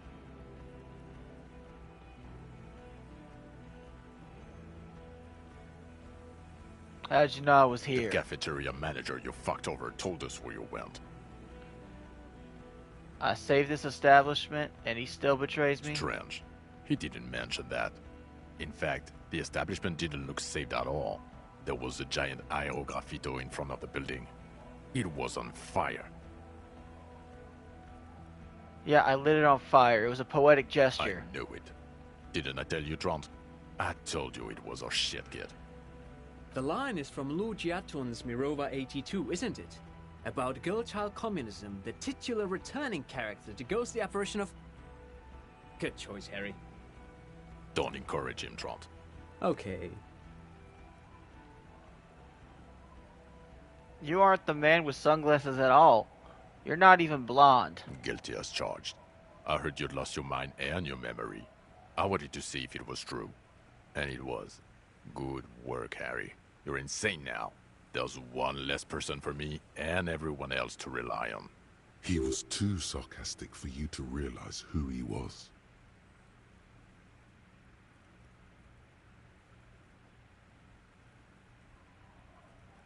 Maybe if you had been so sarcastic, I would have realized I knew you. I'm clinically depressed, Harry. Sorry if I wasn't in the mood to batter you up after you told us to fuck off. Actually, I suspected something was off. Did you? Or did you literally not recognize my face? We've been partners for how long, Harry? Don't answer that. You don't remember. Judging by the familiarity you feel toward him, 2 years minimum? Or maybe a short but close stint on the task force. He's right. Don't start guessing. Now's not a good time.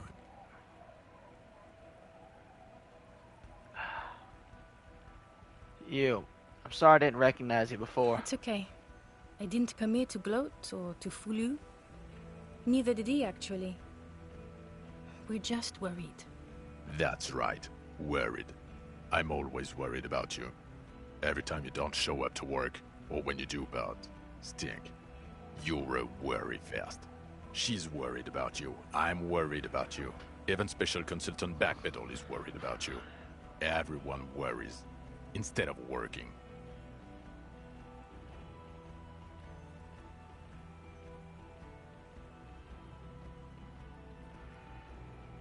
You mentioned a task force? Yeah. Major Crimes Unit. Under Lieutenant Dubois and Vicomar. Ring any bells? Refresh my memory. Who else is in this? Refresh your memory? It's a goddamn Major Crimes Unit. There's you, me, Jude, Trent fucking Heidelstein, and Guillaume Baby. I'm technically just a civilian advisor. Oh, fuck you. You're part of this shit show. Yeah, I'm first. Who's Guillaume Bevy? Oh, that's an interesting story, actually. Guillaume Bevy is a police reporter who joined our team. He was really good. Then he left because he lost faith in your ability to lead the unit. Other people have left too. Good, smart people. People we won't get back. Only me and this really patient patrol officer are still here. And Tron because I'm forcing him to stay. Okay, so what does the unit do? It's a major crimes unit. We clear the desk of cases so Precinct 41 doesn't look like the worst station in town. We are shit tier now, Harry. Because of you. They're your posse, or what remains of it. Hand-picked, hand-lost.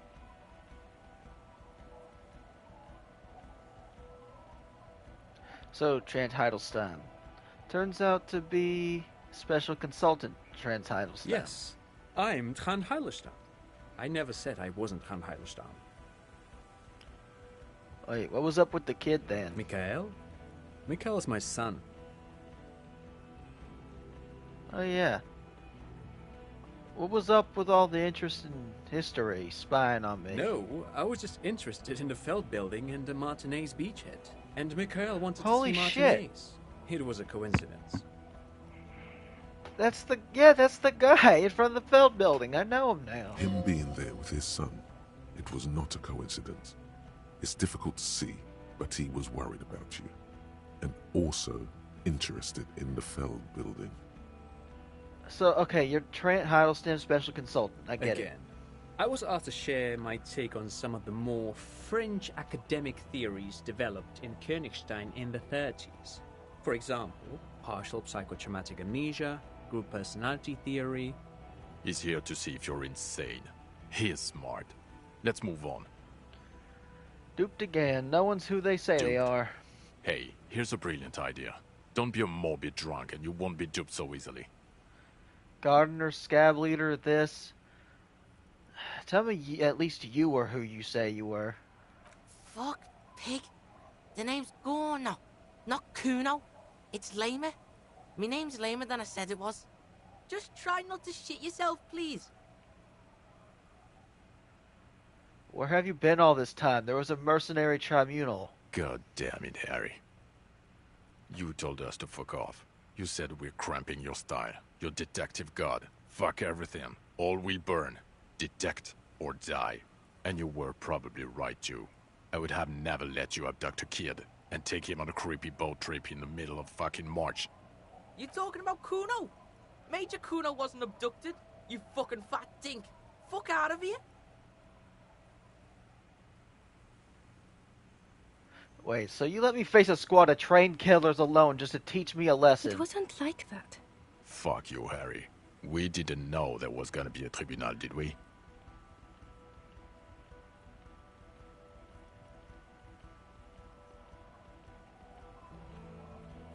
I said all those things. I'm not like that anymore. Sure. You're not a superstar law official. Talk on the town is your Guillaume Le Million reincarnate. I know this shit. Nothing has changed. None of this is ringing any bells. The bells aren't ringing because you have brain damage. Trant, this is where you come in. How bad is it? Well, he doesn't have visible tremors, he talks without slurring, he can drive a boat, he's standing, reasoning. All good signs, but complete retrograde amnesia, episodic and semantic. Meaning, you forgot both who you are and the definitions of money, e-solar, pound, and so on. As displayed in the station call, our interactions with him, and I don't want to be a snitch, but also mine with him before when Harry did not seem to know who I was. It's all very interesting. Interesting? Yes, interesting. I have my theories, but I would like to hear Harry's thoughts first. Harry, what do you think happened to you? Neurologically, psychologically, and why not socioeconomically?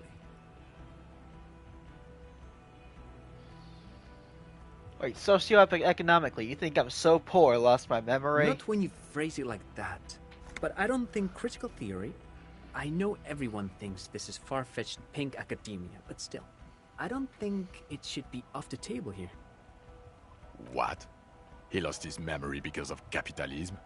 No, not like that. I'm not talking for Hedefort's cool here. But Harry, I asked you, what do you think happened? I drank so much I lost my memory, and now I'm slowly recovering it. I believe you drank. People do that. You especially. What they don't do is forget their whole life because of drinking. But Detective Vigmer, he has blanked out before. I have? Yes, a couple of times. After some of the more serious benders. One was after the two drunks case, the other when we looked into that mural. Interesting. So at first he dipped his toes into it, prepared. That's where he would have gotten the idea, yes. Practice. And then he used alcohol to get there, so to speak. What do you mean? Well, here's my theory. What if this is an absolutely normal reaction to the world we're living in? What if this is not a significant anomaly at all? Something to be explained, approached as a defect? Look at the sensory input here. Look at the ruins, the neon. Listen to the radio, the multitudes, the people. Live here for 40 years. As a police detective, he's like a magnetic reader on the world tape, to borrow a known metaphor. Harry's been pushed flat against it. Total input. Hardwired to the free market. He just needed for it to end. Okay, Trent, thank you. That's absolutely meaningless. I'm glad we brought you. Will he or will he not be able to work in the major crimes unit?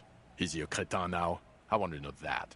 He's not a cretin, and he is able to do work. If not in his previous leadership role, then as a line detective. I'm ready to lead again. No one even mentioned that. I misphrased my question. It should have been, is he able to put his clothes on and use the body? Or do we need to get him on a disability pension? They can keep that pension. You're rock solid.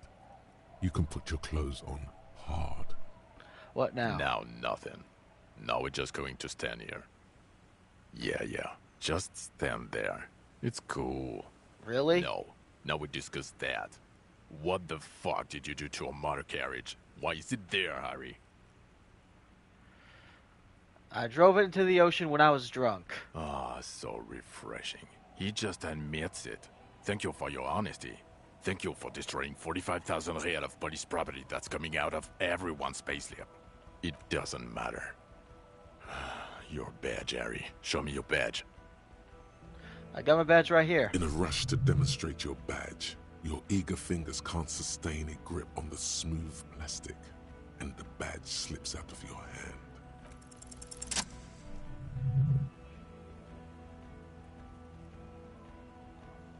Not today, badge.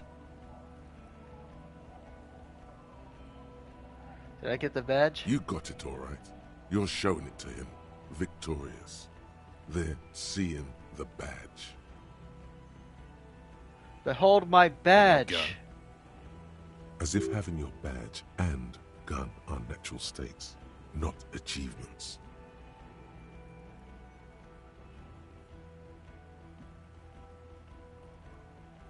My gun is right here.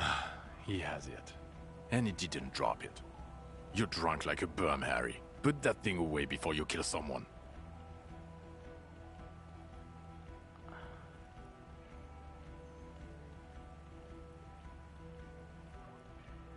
Yeah, I'm drunk. I'm also on drugs. Who are you posing for, huh?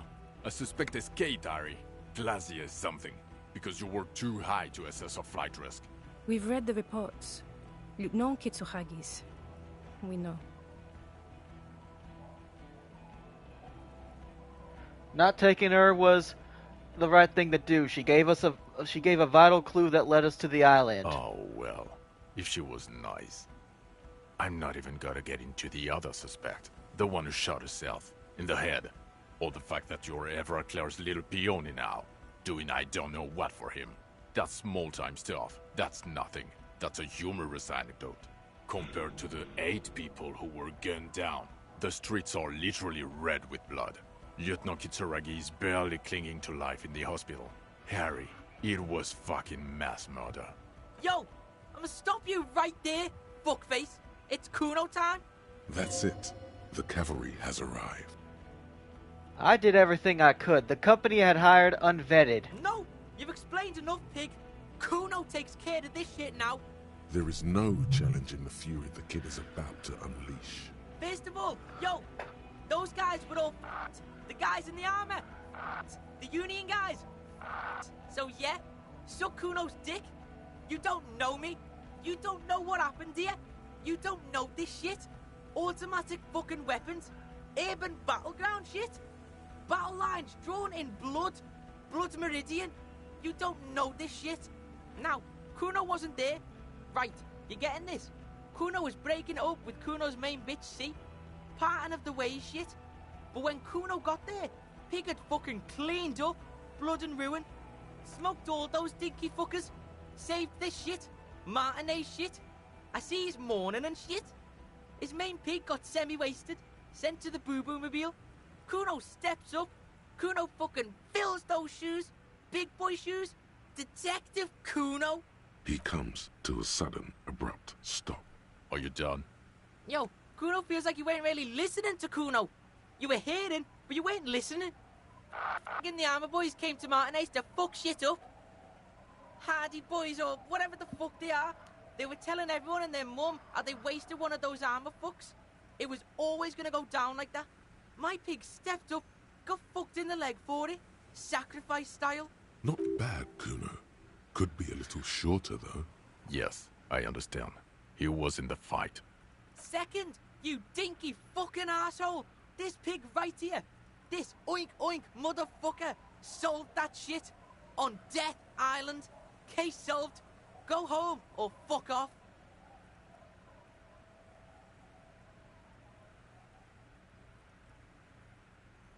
Look, the point is, we solved the case. Yeah, some fucked up grandpa did it. Fucking grandpa in the woods or some shit. Old shit. Cuno doesn't know about that. Look, the real shit here is... It was a straggler from the revolution who stayed in hiding for 50 years. I found him. Yeah, straggler, sure.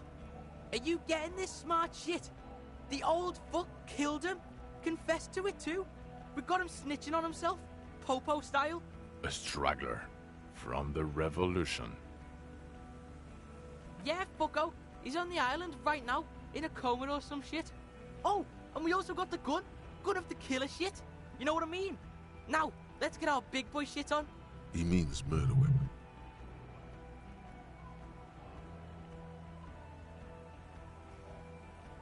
Wait, by gun of the killer, Cuno means the murder weapon. We have it. Yeah, spin that real shit, pig. Murder weapon. Big boy shit. He may have committed other murders over the years. Yeah, smoked a ton of people. Unsolved shit. Now, listen up, soup fuck. You're gonna shit yourself, because it's gonna get wacko natural. Wacko natural? I think I know what it's going to be. Oh yeah, it's gonna get wacko natural. Tell him. There's a fucking 4-ton mantis on the island. What? Sorry, kid. Me and Harry need to. Yo, this is like the biggest moment in history right now. You wanna fucking listen to what's coming out of Cuno's mouth. We saw a giant insect, white as fuck. Literally the Insulindian phasmid or some shit. Praying mantis style. It was 3 meters tall, and this pig right here. His hand is shaking with rage and excitement. This fucking old popo discovered it. Me and the pig bacon discovered a new species. It was beautiful. It was... You ain't seen this kind of animal before? Fucking miracle shit. He gulps, overcome with awe. This case, this fucking grandpa shit, this ugly shit, it's nothing. We saw a ghost. A real-life ghost. Like he fucking proved ghosts are real. It's that big, Popo.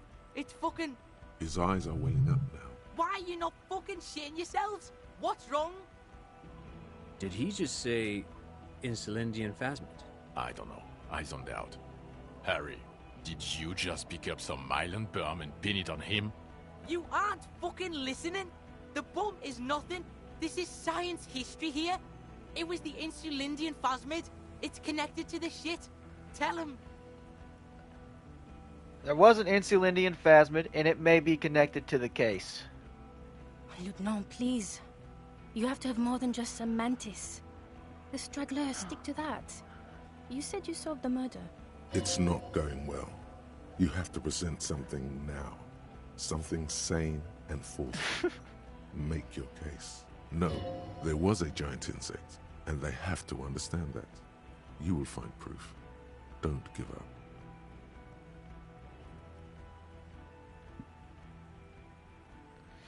The killer? Lilyanovich Strauss? We have a strong motive for him. Lilyanovich.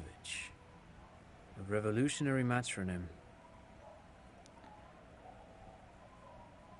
I don't have time for this. Straight to the motive, please. Of course, excuse me. I just thought it was noteworthy. He killed the mercenary in an act of jealousy. Jealousy? He's what, 80, 90? Didn't you say he's been in hiding since the revolution? Yeah, Suit. Check this shit out. The Merc was banging some chick he wanted to bang, so we shot him. Chick's called Klaasje. Klaasje. As in the suspect he let escape from Kitsuragi's report. Fucking snitch beano clad. Yeah, that chick. Get over it, pig. She didn't do it. It was Grandpa on the island. Merc was fucking her, and he couldn't hack it. Cuno can hack it. He also had political reasons. Yeah, politics shit. My pig also connected, like, the weapon to him. Slam the weapon, man. The murder weapon. He's a trained sniper. The weapon he used, the ballistics match. Okay. And he'll confess to the prosecution too?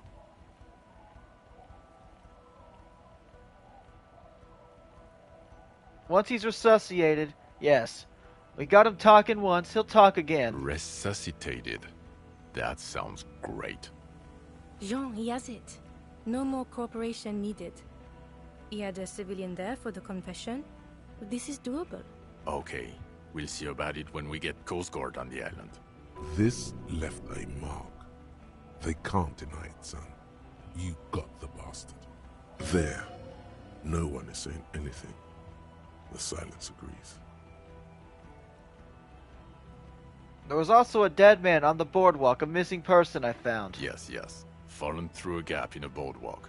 Drunk. How'd you know I found him? The body was transported to Precinct 41, our morgue. I had Tilbrook and Mullins take care of funeral arrangements and family stuff. You're not the only cop in the world, Harry. This all comes back to us. Still, good work with the missing person, Detective. It's still a point for you. No denying it.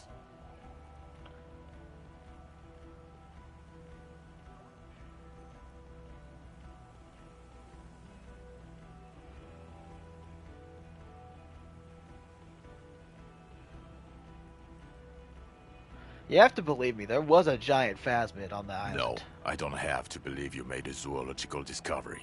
That is not a must. And even if you did, you're a cop. Who cares? You know, Harry, if I may interrupt again, it would help if you had evidence. Any proof, and I'd blame Paul here. The PR potential would be quite something for the RCM. Suit, we have a shitload of proof. Spin it on them, pig. They're not going to consider more than one piece of evidence. Choose wisely. Put the best proof forth, as solid as you've got. It had gathered items in its nest. A helmet, a scope, and a passport. Some kind of, what were they called? A bower? Yes. Things collected for a mating display. This would indicate a male, but I don't know of insects displaying bowery behavior. Shit was there. Display the shit, pig. The shit. It's the proof. This was there. It's a helmet from the victim. Nothing about this even remotely proves the existence of a giant insect. Here's my theory, Harry. You experience a delirium hallucination. It's typical of cognitive damage from years of chronic alcoholism. You started seeing shit in the Ritz and convinced this poor kid of it too. Poor kid. Fuck you. Cuno's loaded.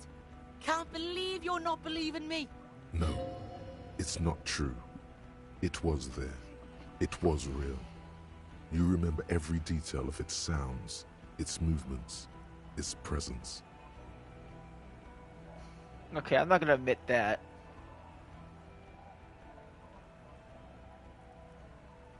No, I know what I saw. It was real. Bugs everywhere. Plants turning into bugs. It's a typical hallucination. Every drunk past the age of 40 has seen it.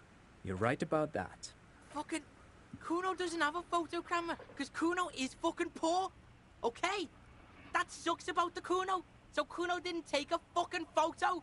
And Cuno didn't paint a fucking picture, but it's in my head. In here. Cuno's eyes took the picture. It's right fucking here.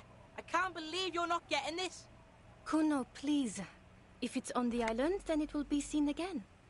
Calm down. It will never be seen again.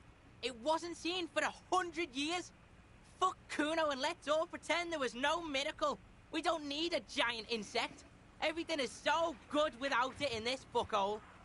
The sheer willpower in him must be making some dent in their incredulity. Some part of them must be thinking, Fuck it. I believe him. I knew it. The bitch sees it.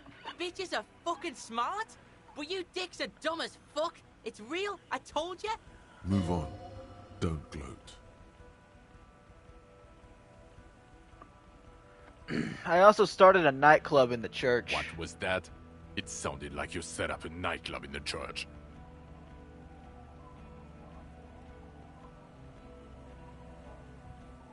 Yeah, I did some kids a solid, turned their lives around. You turned the church into a nightclub.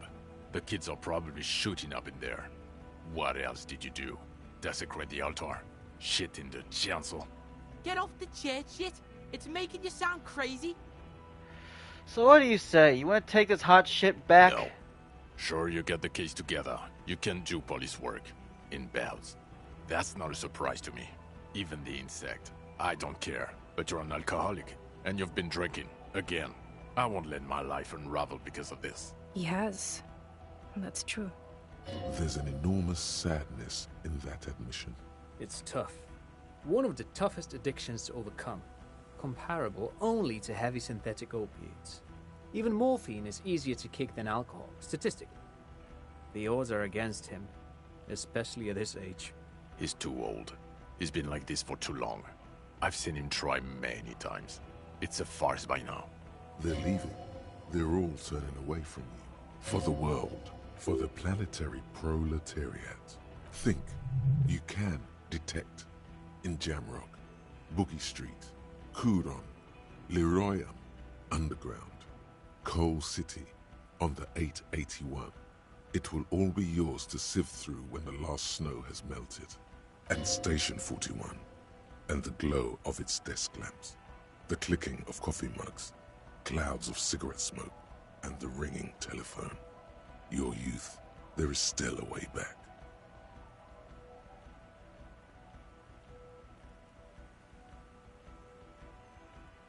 I'm not that person anymore. I became something else, and that something else will quit.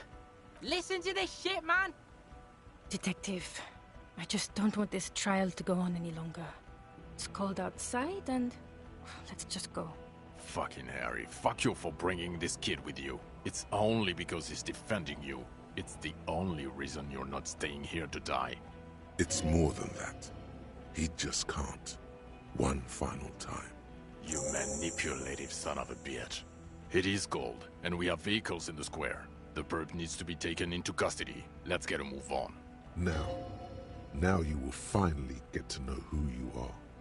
Wait, I have a few questions before we go about who I am. The man looks westward, impatiently, jingling his car keys in his pocket. Why am I like this? It's not a mystery. Some chick fucked you over. Also, you were drunk. You really went with it too. Really maximized the damage. Was her name Dora? Yeah. Dora Engelund, I think. Not Dora Dubois. So we weren't even married? No one is married anymore. This is Revachol. When was this? God, I don't know. 6 years ago? She was way before my time. 6 years and you haven't gotten over it? What the hell is wrong with you? 6 years? Yeah. Or 7. You're not doing too good there. It's an old man thing. 2 old years equals 1 normal year. That and Dora Engelund really tore you a new one. A big one. Who was she? Incredibly bangable. Figures. Extremely fuckable, Harry. Gorgeous. A gorgeous bourgeois woman. Wayfish.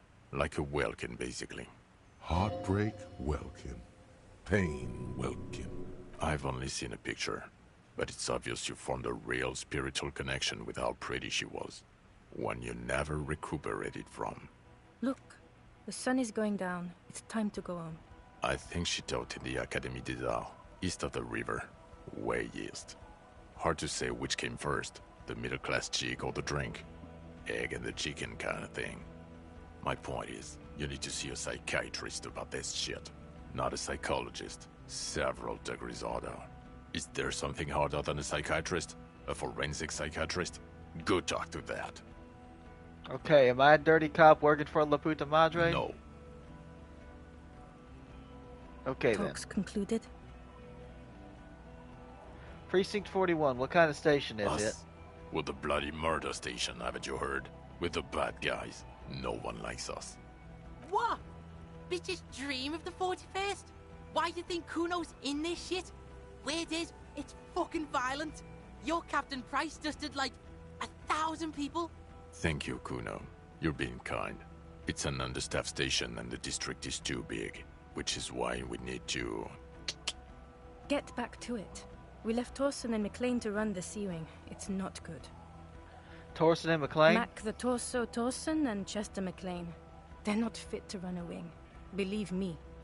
Things are shaky as it is. And the sea wing is? God. There are 4 wings, Harry. A, B, C, and D. We're in C. It's made of losers and clock punchers. You and I reconceptualized it as a task force. It was a mistake. There's also a lot of outside help involved, not only me. Other losers too. He's anything but a loser, although he would like to be seen as one. It's cooler that way. And Price is? Ptolemy Price? He's the son of the old Price, one of the founders of the RCM. Yeah, that shit's fucking famous on Channel 8. Cuno hears this shit. Somewhere under the curved roof of a former silk factory, shaped like a ladybird with 2 chimneys, Police Captain Ptolemy Price sits behind a heavy wooden desk. Resident medic Nix Gottlieb pours him coffee. It's silent in the captain's office. They speak of change, the city, the tension on the streets. They speak of the events of April and the blood on the streets in May. Did we recently shoot up a church by any chance? So he remembers that. Yes, there may have been a raid on some churches. It wasn't good press. Shooting up churches never is. I was out of town, to be clear. What happened? Why did we need to go there? Our enemies were hiding in a church, to the best of our information. That's it. I'm not talking about this anymore. Your security clearance is shit tier right now. You have to wait for it to go up. He means it. The RCM and its enemies will not be discussed on this coast. Your clearance will not go up while you're within earshot of the Union headquarters. So I work in the bloody murder station. Okay. It's not the bloody murder station. It's an old converted silk mill with green desk lamps and a coffee corner. A lot of good people work there. Hard. Every day. Jamrock is the largest ghetto in River Shoal. Faubourg, technically, but it's divided into 11 districts. Jamrock only has us. Cuno's liking this shit. Jamrock is the real shit. Mayonnaise is fucking white as balls. See shit? This ain't a real ghetto. Thank you, Cuno. You bring light to my day. Who am I? Who are you? You're a gym teacher, Harry. What? Well, obviously you're not a gym teacher anymore, but... But before? Before you were a cop, you were a gym teacher in Coron. It's getting really cold outside. Should we maybe... That does explain a lot. No, pig. That explains everything. The running, the jumping, the guns on your arms, your whack mustache. How I can run for 6 hours a day? How you spin kicked the kipped out, gymnast style. Cuno seen this shit before? In gym class. Also, this guy. Just everything about this guy.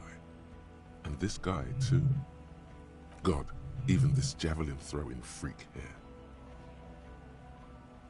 When was this? When was I a gym teacher? In your 20s or late 20s. You've really let yourself go since then. You said in Coron I was a gym teacher there? Yes, you taught gym in school. I believe that's the term. Taught gym at a high school. You were a high school gym teacher. The smell of sweat and glue. The worn floorboards. Why did I join the RCM then? The regular. You found some chick. She inspired you to fight the big fight. Be more than you are. All that. You, every morning, walking from Voyager Road to teach gym. She, leaving for the academy with her spring coat on. The air filled with the smell of smoke and raspberries, and incredible hope. An ocean full of hope. Okay, I see now. Cuno fucking knew there had to be something wrong if you can run like that. The Phasmid. I need to tell Lena about this ASAP. Who is Lena? A cryptozoologist. She lives in Jamrock on the Tabernacle Road. She told me about this Phasmid. Tabernacle? It's on the way over. Near where you live on Perdition. Fine. If we're gonna drop you off anyway. She's going to be over the moon. It will do you good to deliver some good news to someone for a change. Cuno, what will you do now? Fuck do you think? Gonna rock that law enforcement shit with you guys? Detective Cuno? Like you promised? Like you promised? Guys, Kuno's enrolling in a junior officer program. No, he's not. What is he, 10, 11? Kuno's fucking 19? You have to be 15 for the junior officer program. You're not even that. Hey, you don't get it? Kuno's got pig all over him. Kuno smells of bacon grease. Being seen with you, fucking informant shit. You think no one sees this? They're gonna hang me by the nuts if you leave me here. You want that on you? A dead kid? Or you want Cuno at your station, solving shit? Like we just did? His hands are shaking and his face is white. He's genuinely scared of being left behind. It's not the locals he's worried about, but an 11-year-old girl.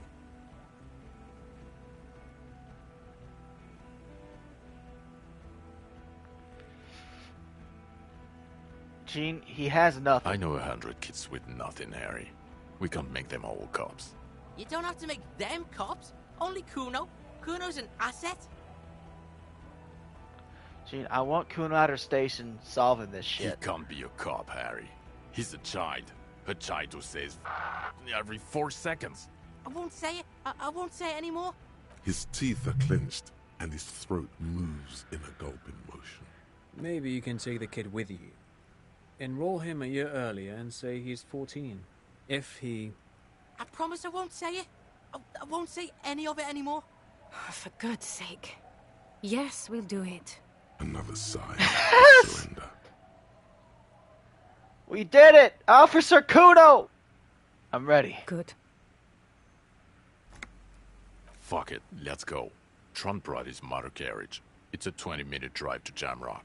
Under the evening sky, the great district turns on its lights.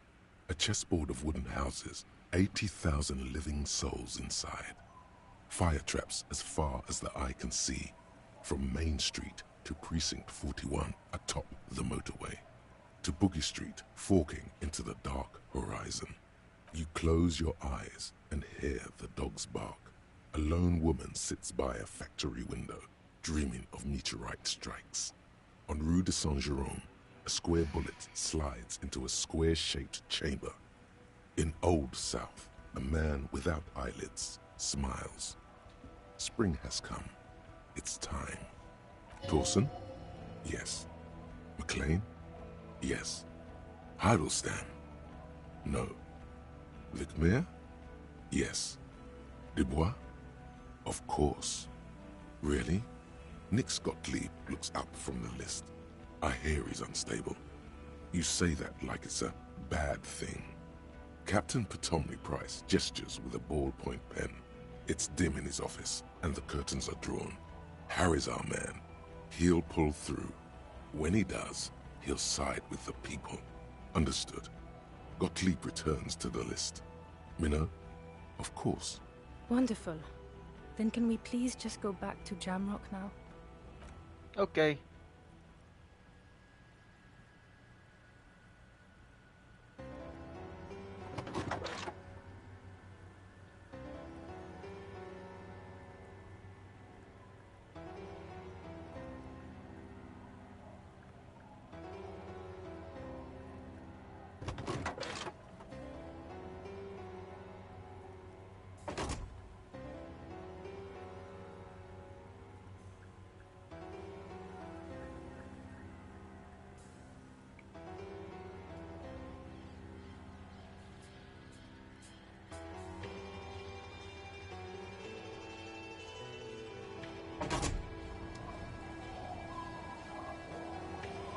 Is this it?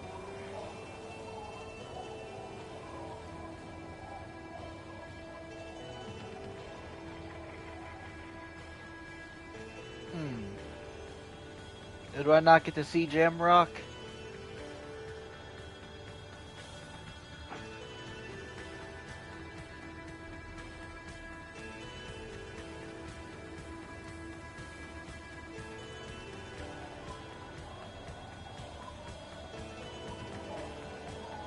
Can I skip this?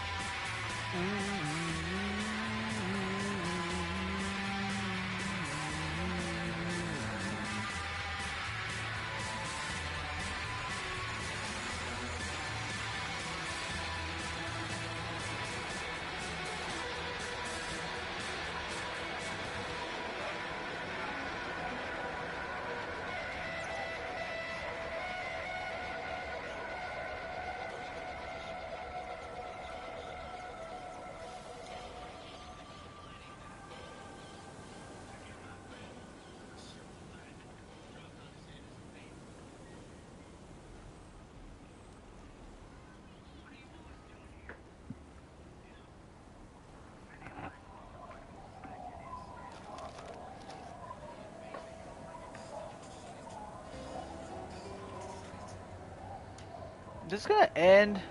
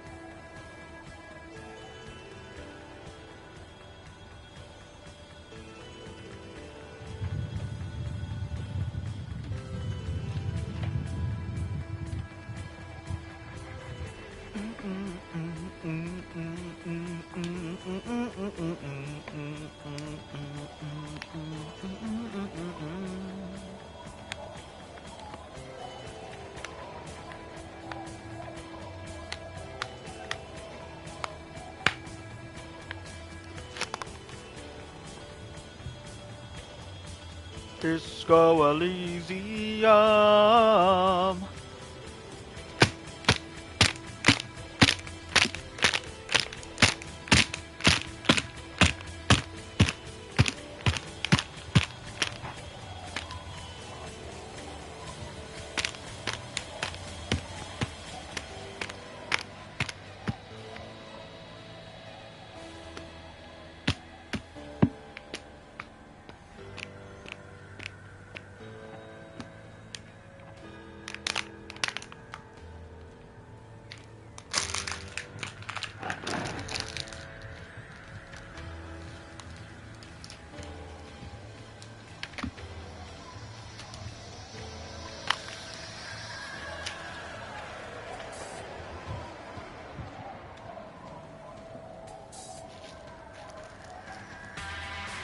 Cashews.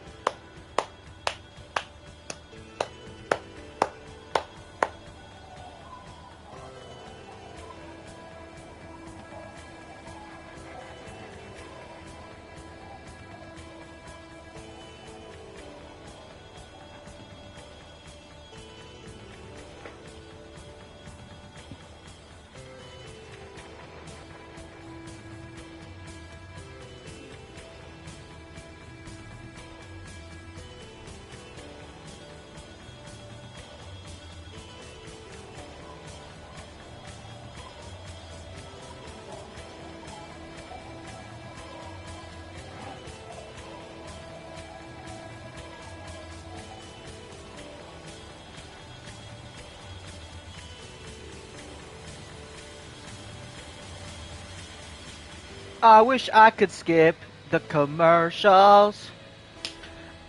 I wish I could skip the credits. I have YouTube Premium. Can I get Premium Elysium? I want to skip the credits. Can I get Premium Elysium? Can I get Premium Elysium? Can I get a premium version of Elysium? Motherfucker, motherfucker, motherfucker.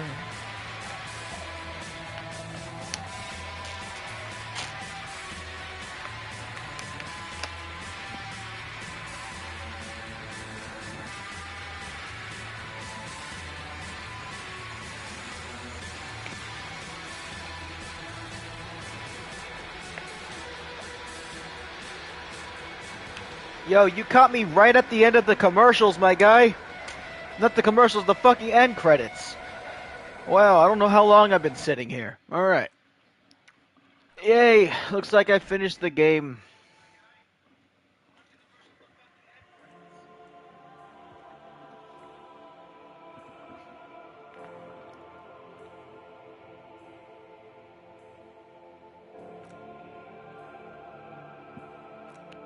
I don't think I can be spoiled.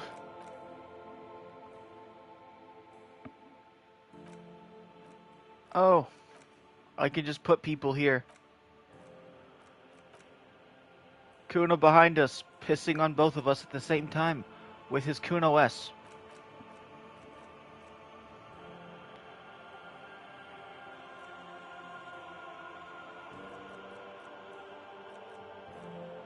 And then we have Garta. And then...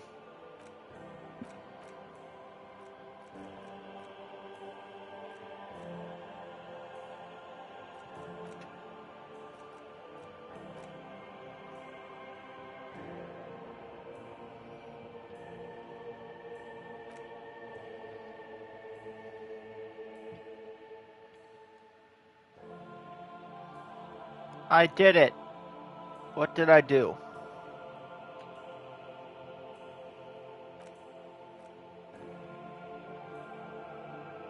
Okay.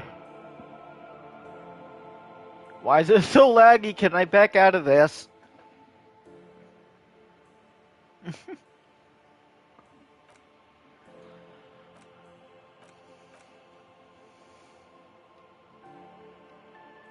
There we go. I'm going to be kissing Kim. As it's meant to be. Alright. Did I start another thing of freezing? Damn, this thing's real laggy.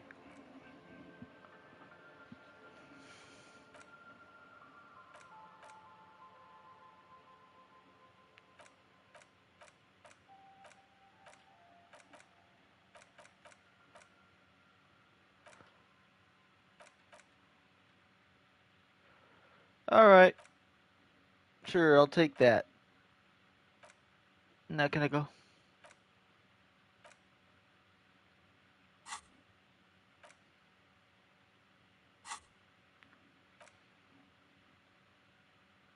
No, not what I wanted to do. I just want to get out of here.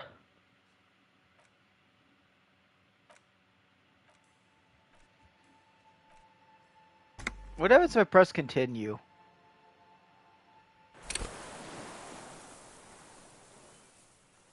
Okay, that makes sense.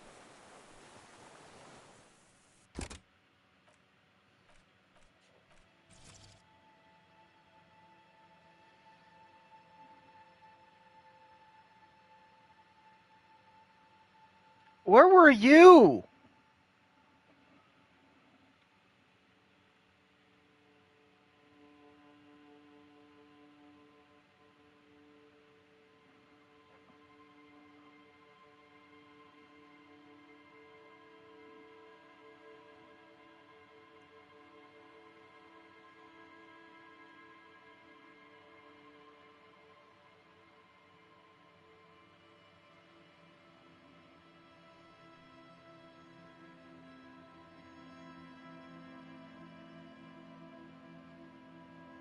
Alright.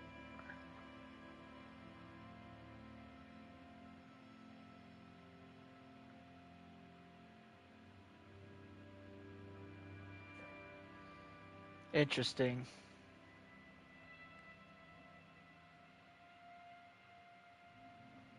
How does that make dyslexia easier? That makes me curious. Anyway, that